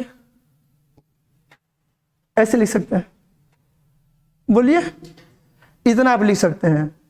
समझ गए कि नहीं, इसलिए क्योंकि हम रेसिस्टेंस कम माने हुए हैं। अगर ऐसा नहीं होगा, यहाँ का वोल्टेज इसके वोल्टेज के बराबर नहीं होगा, तो इस सर्किट में रेसिस्टेंस लो है, वोल्टेज का डिफरेंस हो जाएगा, तो करंट क्या हो जाएगा, वेरी लार्ज हो जाएगा। बात समझे कि नहीं। तो इसलिए हम लोग मान रहे हैं कि जो इनपुट में जो वोल्टेज दिए थे, जो हम कनेक्ट किए, यहाँ पर जो वोल्टेज कनेक्ट किए, ये कनेक्टेड वोल्टेज, इसमें प्राइमरी के अक्रॉस जो वोल्टेज एपियर हुआ, जो ईएमएफ इंड्यूस हुआ, वो इसके बराबर हो जाएगा, एक रिलेशन इतना हो जाएगा। और एक जाई पी आपका NP d phi by d t, ये हो गया। और जो सेकेंडरी है, यहाँ पर देखिए, सेकेंडरी को हम लोग का ट्रांसफार्मर बनाने का एक सिंबल भी है, इस तरह से मान लीजिए हम ऐसे बनाए इस ढंग से, ये सेकेंडरी वाला है, ऐसे बना देते हैं। और यहाँ पर हम लोग दो ठो कोर के लिए ऐसे दो ठो लाइन खींच देते हैं, एक कोर है, ऐसे लाइन खींच दिए, दो ठो लाइन खींच देते हैं, ये पूरा ये ट्रांसफार्मर का सर्किट सिंबल हो जाता है। इतना जो बनाया है ना, ये आपके ट्रांसफार्मर का सर्किट सिंबल हो जाता है, ऐसे हम लोग इसको बना देते हैं, ये इतना। तो यहाँ भी देखिए, अब यहाँ जो है, यहाँ पर जो ईएमएफ पैदा होगा, ये जो छोर होगा, यहाँ जो ईएमएफ पैदा होगा यहाँ पे, दिस इज एक्साइट सेकेंडरी, ठीक है। तो देखिए, अगर इसमें करंट ही नहीं जाए, ओपन सर्किट है, देयर इज नो करंट, तो जब करंट नहीं होगा तो इसके रेसिस्टेंस वगैरह या कहीं वोल्टेज का ड्रॉप होने के बात नहीं है, तो क्या हो जाएगा, सीधे एक्साइएस मिलेगा, जो टर्मिनल का वोल्टेज हो जाएगा। यहाँ कोई भी डिवाइस आप कनेक्ट करिएगा, यहाँ ले जा करके, मान लीजिए एक आप ऐसे जेड कनेक्ट किए हुए हैं, एक इम्पीडेंस है, ये एक इम्पीडेंस कनेक्ट कर देते हैं, तो इसके अक्रॉस जो वोल्टेज आपको जो मिलेगा, ये इसके अक्रॉस जो वोल्टेज मिलेगा भी सेकेंडरी कहिए, माने टर्मिनल का वोल्टेज ये एक्स के बराबर हो जाएगा। अगर ये ओपन सर्किट होगा तो भी होगा, ये बात बोलो ना। या हम लोग मान के चल रहे हैं कि मान लीजिए क्लोज सर्किट है, क्लोज सर्किट है, तो हम मान ले रहे हैं कि करंट बहुत कम है, तो करंट बहुत कम होगा तो वोल्टेज का यहाँ पर इसके अक्रॉस जो होगा, माने हम लोग अगर क्या माने, करंट कम है, रेसिस्टेंस कुछ है भी, मान लीजिए करंट कम है, तो आई आर टर्म तो कम ना होगा। नहीं समझ पा रहे हैं, तो आप ऐसे कह सकते हैं, आगे एक लाइन लिखिएगा, ऑल्सो, ये आगे जो है हायर क्लास में ये सब एजम्पशन नहीं चलेगा, वो है एकदम डिटेल्ड स्टडी करना पड़ेगा, लेकिन इस क्लास के लिए आइडियल ट्रांसफार्मर लेके इतना बात हम लोग कर सकते हैं। ऑल्सो सिंस सेकेंडरी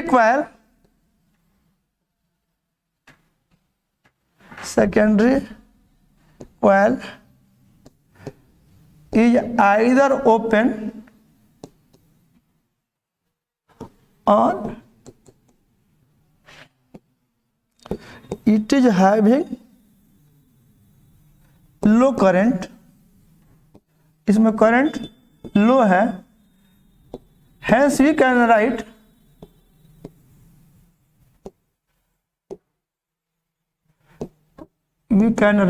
क्या लिख सकते हैं कि ये जो है इसके क्रॉस जो वोल्टेज वी एस जो होगा ये एक्स एस के बराबर होगा। ईएमएफ जो इंड्यूस होगा, फेरा में ना ईएमएफ इंड्यूस होगा, एक फेरा में d phi by d t, तो एन उसमें कितना है, एन एस है, तो इतना बराबर क्या लिखोगे, N S d phi by d t. बोलो ये कुछ इतना लिख लोगे, बोलो बोलो, ये हो गया। अब यहीं से हम लोग को क्या लिखेंगे, तो हमारा मेन चीज क्या है कि यहाँ का वोल्टेज, ये देखिए ये भीतर ये कॉइल में जो हो रहा है सो हो रहा है, हम लोग के इंटरेस्ट का चीज क्या है, आउटपुट में क्या मिला, यहाँ पर वोल्टेज ये जो दो ठो छोर है इसके पास वोल्टेज क्या मिला, और यहाँ पर हम वोल्टेज क्या दिए। ये पूरी व्यवस्था जो है, इतनी जो व्यवस्था आपको दिख रही है, ये मुझे एक डिब्बे के भीतर की चीज है, इतनी व्यवस्था।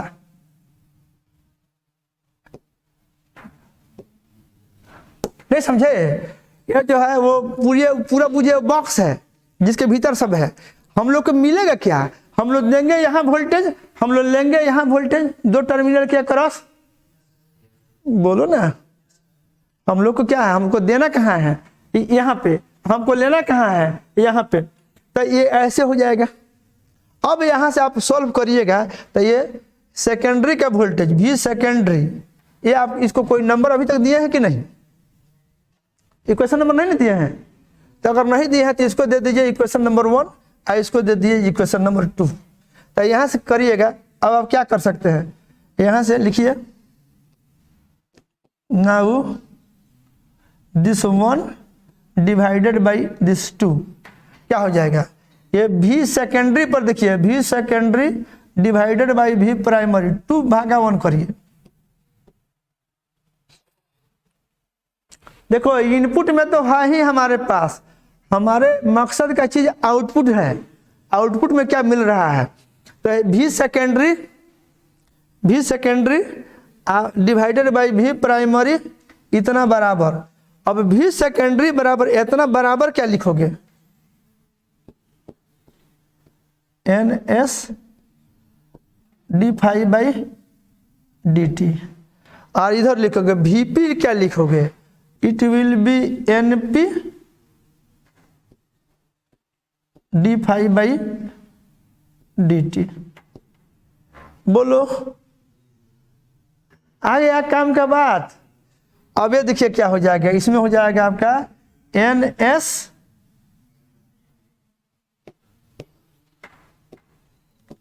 Number of turns in secondary और divided by number of turns in primary, और सेकेंडरी के क्रॉस वोल्टेज और डिवाइडेड बाई प्राइमरी के क्रॉस वोल्टेज।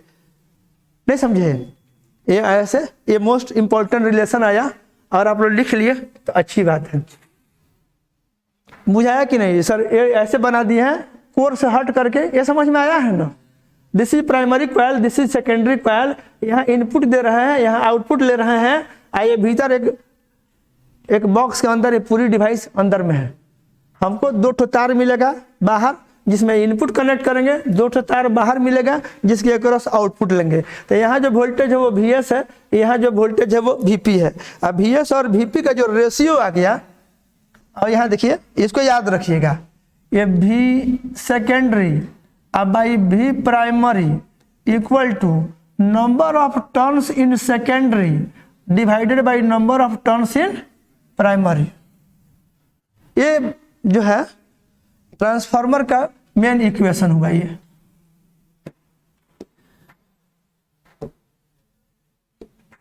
समझ गया कि नहीं, यही मेन इसका इक्वेशन है। अब आप देखिए क्या करिएगा, अगर सेकेंडरी में नंबर ऑफ टर्न बढ़ा देते हैं, अगर प्राइमरी में मान लीजिए कि 500 फेरा है, 500 टर्न है, और सेकेंडरी में क्या हो जाएगा, मान लीजिए 1000 टर्न है, तो ये 2 हो जाएगा, 1000 बाई 2 हो जाएगा। तो भी सेकेंडरी जो होगा ना प्राइमरी का 2 गुना हो जाएगा, then it is a step up transformer. समझ गया कि नहीं?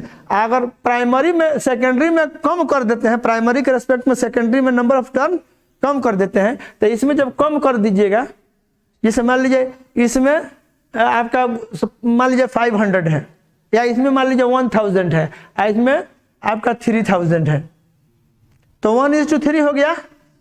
तो इधर जो वोल्टेज मिलेगा वो प्राइमरी का 1/3 हो जाएगा। नहीं समझे क्या? आप यहाँ से ये जो रिलेशन मिला है इसको याद रखिएगा, इसको रिलेशन नंबर आप बोल दीजिएगा 3, ऐसे हो गया। तो ये जो है आपका, समझ गया कि नहीं? माने वोल्टेज नंबर ऑफ टर्न्स के समानुपाती हो गया। तो इसमें हम लोग बोलेंगे, ये देखिएगा, for a step up transformer, step up transformer बोलते हैं, स्टेप अप ट्रांसफार्मर।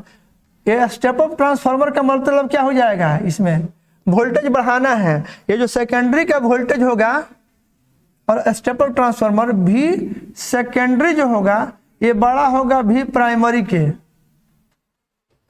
सेकेंडरी में वोल्टेज ज्यादा होगा, प्राइमरी में कम है, सेकेंड मतलब वोल्टेज बढ़ा रहे हैं, तो सेकेंडरी इनपुट जितना वोल्टेज दीजिएगा उससे ज्यादा कर रहे हैं, तो V secondary is greater than V primary. इसके लिए क्या हो जाएगा आपका, N secondary is greater than N primary. Secondary में नंबर ऑफ टर्न्स ज्यादा होगा, अब प्राइमरी में कम हो जाएगा। ये बात आप लोग को ये होना चाहिए, ये पूछता है परीक्षा में आप लोग के लिए। स्टेप डाउन के लिए लिखिएगा, for step down, step down बोलते हैं, मतलब वोल्टेज घटाना, स्टेप डाउन ट्रांसफार्मर।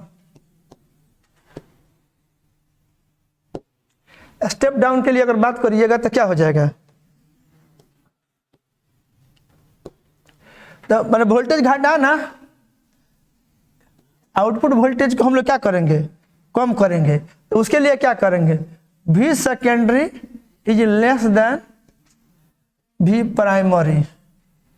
इसके लिए क्या होगा, तब सेकेंडरी में नंबर ऑफ टर्न्स जो होगा प्राइमरी में नंबर ऑफ टर्न से कम होगा। ये इसी रिजल्ट पे ऑब्जेक्टिव रहता है, कौन ज्यादा कौन कम,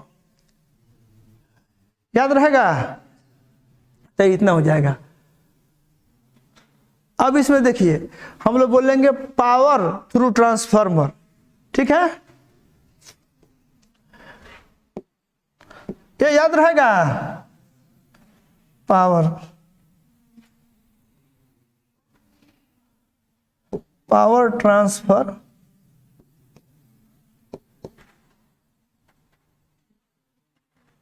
थ्रू ट्रांसफार्मर।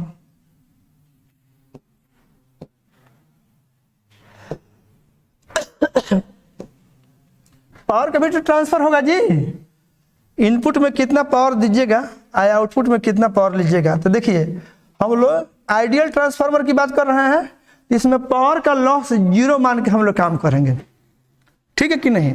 हम लोग ट्रांसफार्मर को मानेंगे कि ये 100% efficient transformer. For ideal transformer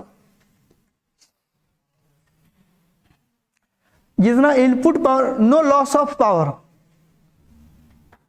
ठीक है? फॉर आइडियल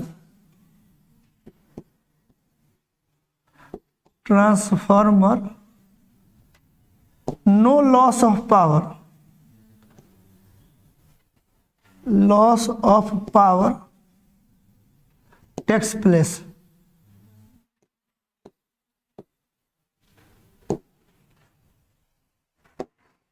आइडियल ट्रांसफार्मर में पावर का कोई लॉस नहीं होता है।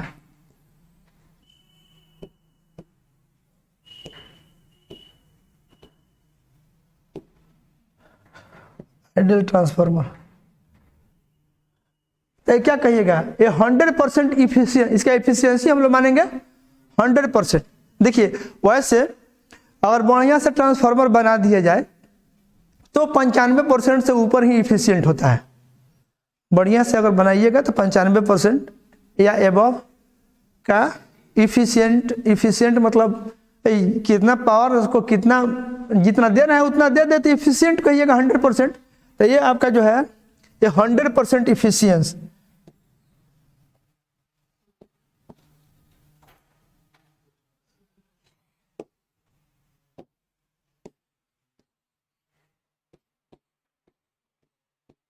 Percent efficient.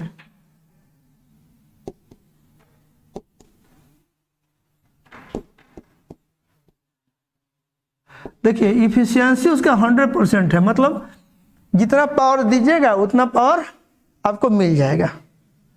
ठीक है, तो आप जानते हैं कि P बराबर V इंटू आई होता है, रिलेशन जानते हैं ना, P बराबर VI।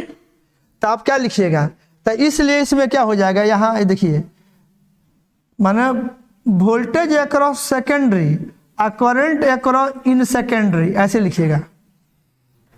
ठीक है, सेकेंडरी का वोल्टेज गुणा सेकेंडरी का करंट, ये दोनों मिलके पावर P बराबर VI फार्मूला से इतना बराबर आप लिख सकते हैं प्राइमरी के अक्रॉस वोल्टेज आप प्राइमरी से होके करंट प्राइमरी,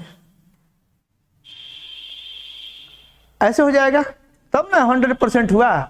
अब यहाँ से एक और रिलेशन आपको मिल जाएगा, यहाँ से लिखिएगा आपको मिल जाएगा I secondary divided by I primary. अब ये जब रेशियो लिखिएगा तो देखिए I सेकेंडरी अब बाई I, तो इधर हो जाएगा आपका V primary by V secondary. देखिए ये इन्वर्स रेशियो में हो गया। यहाँ देखिए ऊपर में सेकेंडरी था तो नंबर ऑफ टर्न सेकेंडरी में ऊपर था, माने फेरा के डायरेक्टली प्रोपोर्शनल था। अगर ये डबल होगा तो ये आपका डबल हो जाएगा, इसके रेस्पेक्ट में डबल तो ये डबल हो जाएगा। इसको directly proportional number of turns के डायरेक्टली प्रोपोर्शनल था, माने आप क्या कह सकते हैं कि वोल्टेज जो था इसमें proportional to number of turns था। वहां पे वोल्टेज क्या होता था, नंबर ऑफ टर्म्स के डायरेक्टली प्रोपोर्शनल था। अगर इसको दबरिया दीजिएगा तो डबल, या ट्रिपल करिए तो ट्रिपल, 4 टाइम्स करिएगा इसका 4 टाइम्स तो ये भी 4 टाइम्स हो जाएगा, इसका डायरेक्टली प्रोपोर्शनल था। लेकिन यहाँ क्या आ गया, देखिए करंट की बात करिएगा, चूंकि वोल्टेज और करंट का प्रोडक्ट ना पावर है, तो देखिए पावर तो फिक्स रहना है। तो जिस साइड में अगर मान लीजिए कि स्टेप अप कर रहे हैं मतलब वोल्टेज बढ़ा रहे हैं, तो उस साइड में करंट कम हो जाएगा, नहीं तो वोल्टेज भी बढ़ जाए करंट भी बढ़ जाए, इसका मतलब हो जाएगा तब पावर ही बढ़ जाएगा। नहीं समझे, वोल्टेज एंड करंट का प्रोडक्ट पावर है, पावर फिक्स रहना है। तब वोल्टेज बढ़ रहा है सिंपली मतलब हुआ कि करंट घट रहा है, तो स्टेप अप होगा तो उसमें क्या होगा, नहीं स्टेप अप होगा तो वोल्टेज बढ़ेगा। स्टेप अप मतलब वोल्टेज का बढ़ना, अब वोल्टेज का बढ़ना मतलब करंट का घटना। अगर वोल्टेज 4 गुना होगा तो करंट 1/4 हो जाएगा। बात समझे कि नहीं, तो ये रिलेशन चलेगा। और यहाँ से आप जब आगे बढ़ाइएगा, यहाँ देखिए तो अब यहाँ से इतना बराबर इतना, आप V primary by V secondary लिखिएगा तो ये क्या हो जाएगा, ये आप जानते हैं। तो ये जो है वोल्टेज वाला जो रेशियो है N primary by N secondary होगा, नहीं होगा। तो यहाँ से आपको क्या निकल गया, यहाँ से आपको एक रिलेशन निकला, ये रिलेशन आपको याद रखने वाला है, I secondary divided by I primary बराबर N। अच्छा ये रिलेशन भी याद रखिएगा विद्यार्थी। मान लीजिए कि कोई कहे कि वोल्टेज 4 गुना कर दिए तो करंट कितना हो जाएगा, तो इस रिलेशन से निकल जाएगा। तो आपका IS बाई IP लिखिएगा, ये कितना हो जाएगा, it will B NP by NS। मतलब ये करंट है इन्वर्सली प्रोपोर्शनल है, N के नंबर ऑफ टर्न्स के इन्वर्सली प्रोपोर्शनल है, और उसमें वोल्टेज नंबर ऑफ टर्न्स के डायरेक्टली प्रोपोर्शनल था, आई इन्वर्सली प्रोपोर्शनल है। देख लीजिएगा यहाँ अगर सेकेंडरी आपको आया है ऐसे देख रहे ना, दिस इज सेकेंडरी, ये आपका I सेकेंडरी है तो N सेकेंडरी नीचे में है, ये न्यूमरेटर में है तो ये डिनोमिनेटर में है। ये बात समझ में आनी चाहिए, ये रिजल्ट याद रहेगा। तो ये देखिए आपका एक रिजल्ट ये भी इंपॉर्टेंट है जो आपको याद रखने वाला है, ये किस रिजल्ट को भी आप याद रखेंगे, ये तो हमेशा ही लागू होता है, यह भी लागू होगा। ये सब रिजल्ट आपको याद रखना है।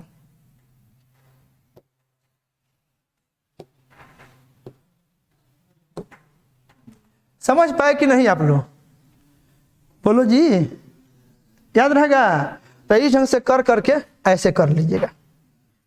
तो वोल्टेज का रिलेशन हो गया। ट्रांसफार्मर समझे कि नहीं समझे आप लोग? हैं? मैंने जितना उम्मीद कर रहे थे उससे ज़्यादा कि कम, बेहतर ही हो गया है। फिगर भी इसमें हम लोग का बढ़िया बन गया है। और एक ये रिलेशन और एक ये रिलेशन, यहाँ ध्यान दीजिए। अभी थोड़ा सा शांत रहिए, थोड़ा सा शांत प्लीज, थोड़ा शांत रहिए।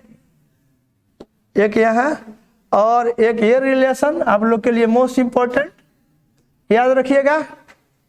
एक ये रिलेशन बुझा सका कि नहीं? और हम लोग 1 सेकेंड के ये ऐसे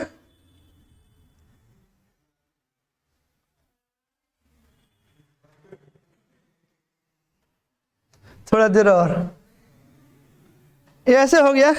ये इतना, ये आपका ये सब करंट, ये सब रिलेशन हो गया। आई होप आप लोग बुझे हैं। तो इतना बुझ गया। अब ये देखिए इसमें, लेकिन ये देखिए ट्रांसफार्मर जो होता है, ये तो हम लोग आइडियल की बात किए हैं, लेकिन ट्रांसफार्मर में तरह तरह के लॉस होते हैं। ठीक है, इसमें तरह तरह के लॉस होते हैं, जैसे फ्लक्स लीकेज, माने है कि नहीं। उसके अलावा जो होता है इसमें हम लोग बोलते हैं हिस्टेरेसिस लॉस होता है। इसमें जो है ईडी करंट लॉस होता है। माने रियल ट्रांसफार्मर में आप यहाँ देखिए, और रियल आइडियल नहीं, ट्रांसफार्मर देयर आर many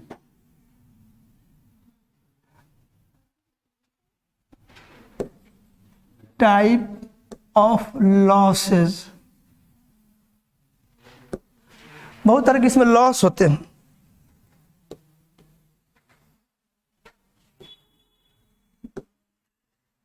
बहुत तरह के लॉस होते हैं इसमें। ठीक है, इसमें होता है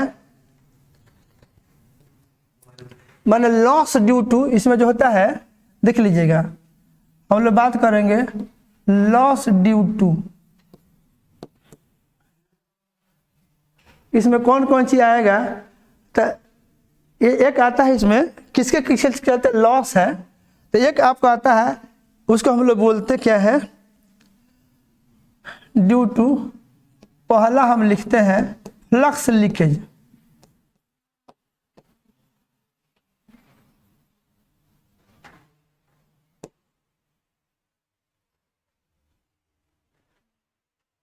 फ्लक्स के लीकेज के चलते। दूसरा हम लोग बोलते हैं ईडी करंट लॉस।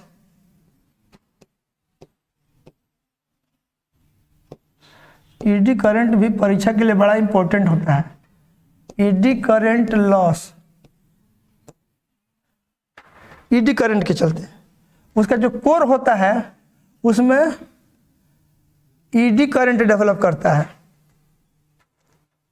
ठीक है, बाद इसमें आता है हिस्टेरेसिस लॉस।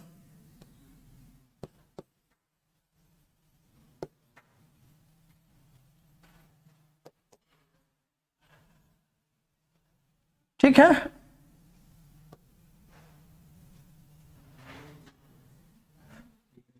ठीक है, एटसेट्रा लिख देते हैं।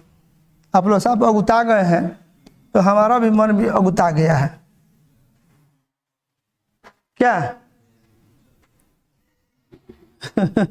थोड़ा थोड़ा थोड़ा देर के लिए आप आए हैं, तो कुछ हुआ कि नहीं हुआ है? तो ये जो है आप लोग का पीडीएफ भी मिल जाएगा, और पहले से एक पीडीएफ आप लोग को भेज दिए हैं हिंदी मीडियम वाला, आप लोग देख लीजिएगा। ये ऐसे ये ट्रांसफार्मर अब आप लोग को बहुत प्यारा लग रहा होगा। हेलो, नहीं है क्या? देख लो जी, ये सब ट्रांसफार्मर। मेरा ख्याल आप लोग बात को समझे हैं। इतना फिगर वगैरह बना दीजिएगा, रिलेशन लिख दीजिएगा, क्या होता है ये सब बता दीजिएगा, तो कंप्लीट ट्रांसफार्मर पर एक बड़ा सवाल भी आ सकता है, तो आप लोग बड़ा आएगा तो भी लिख लीजिएगा। तो आज का क्लास यहीं पर रोकते हैं, चलिए।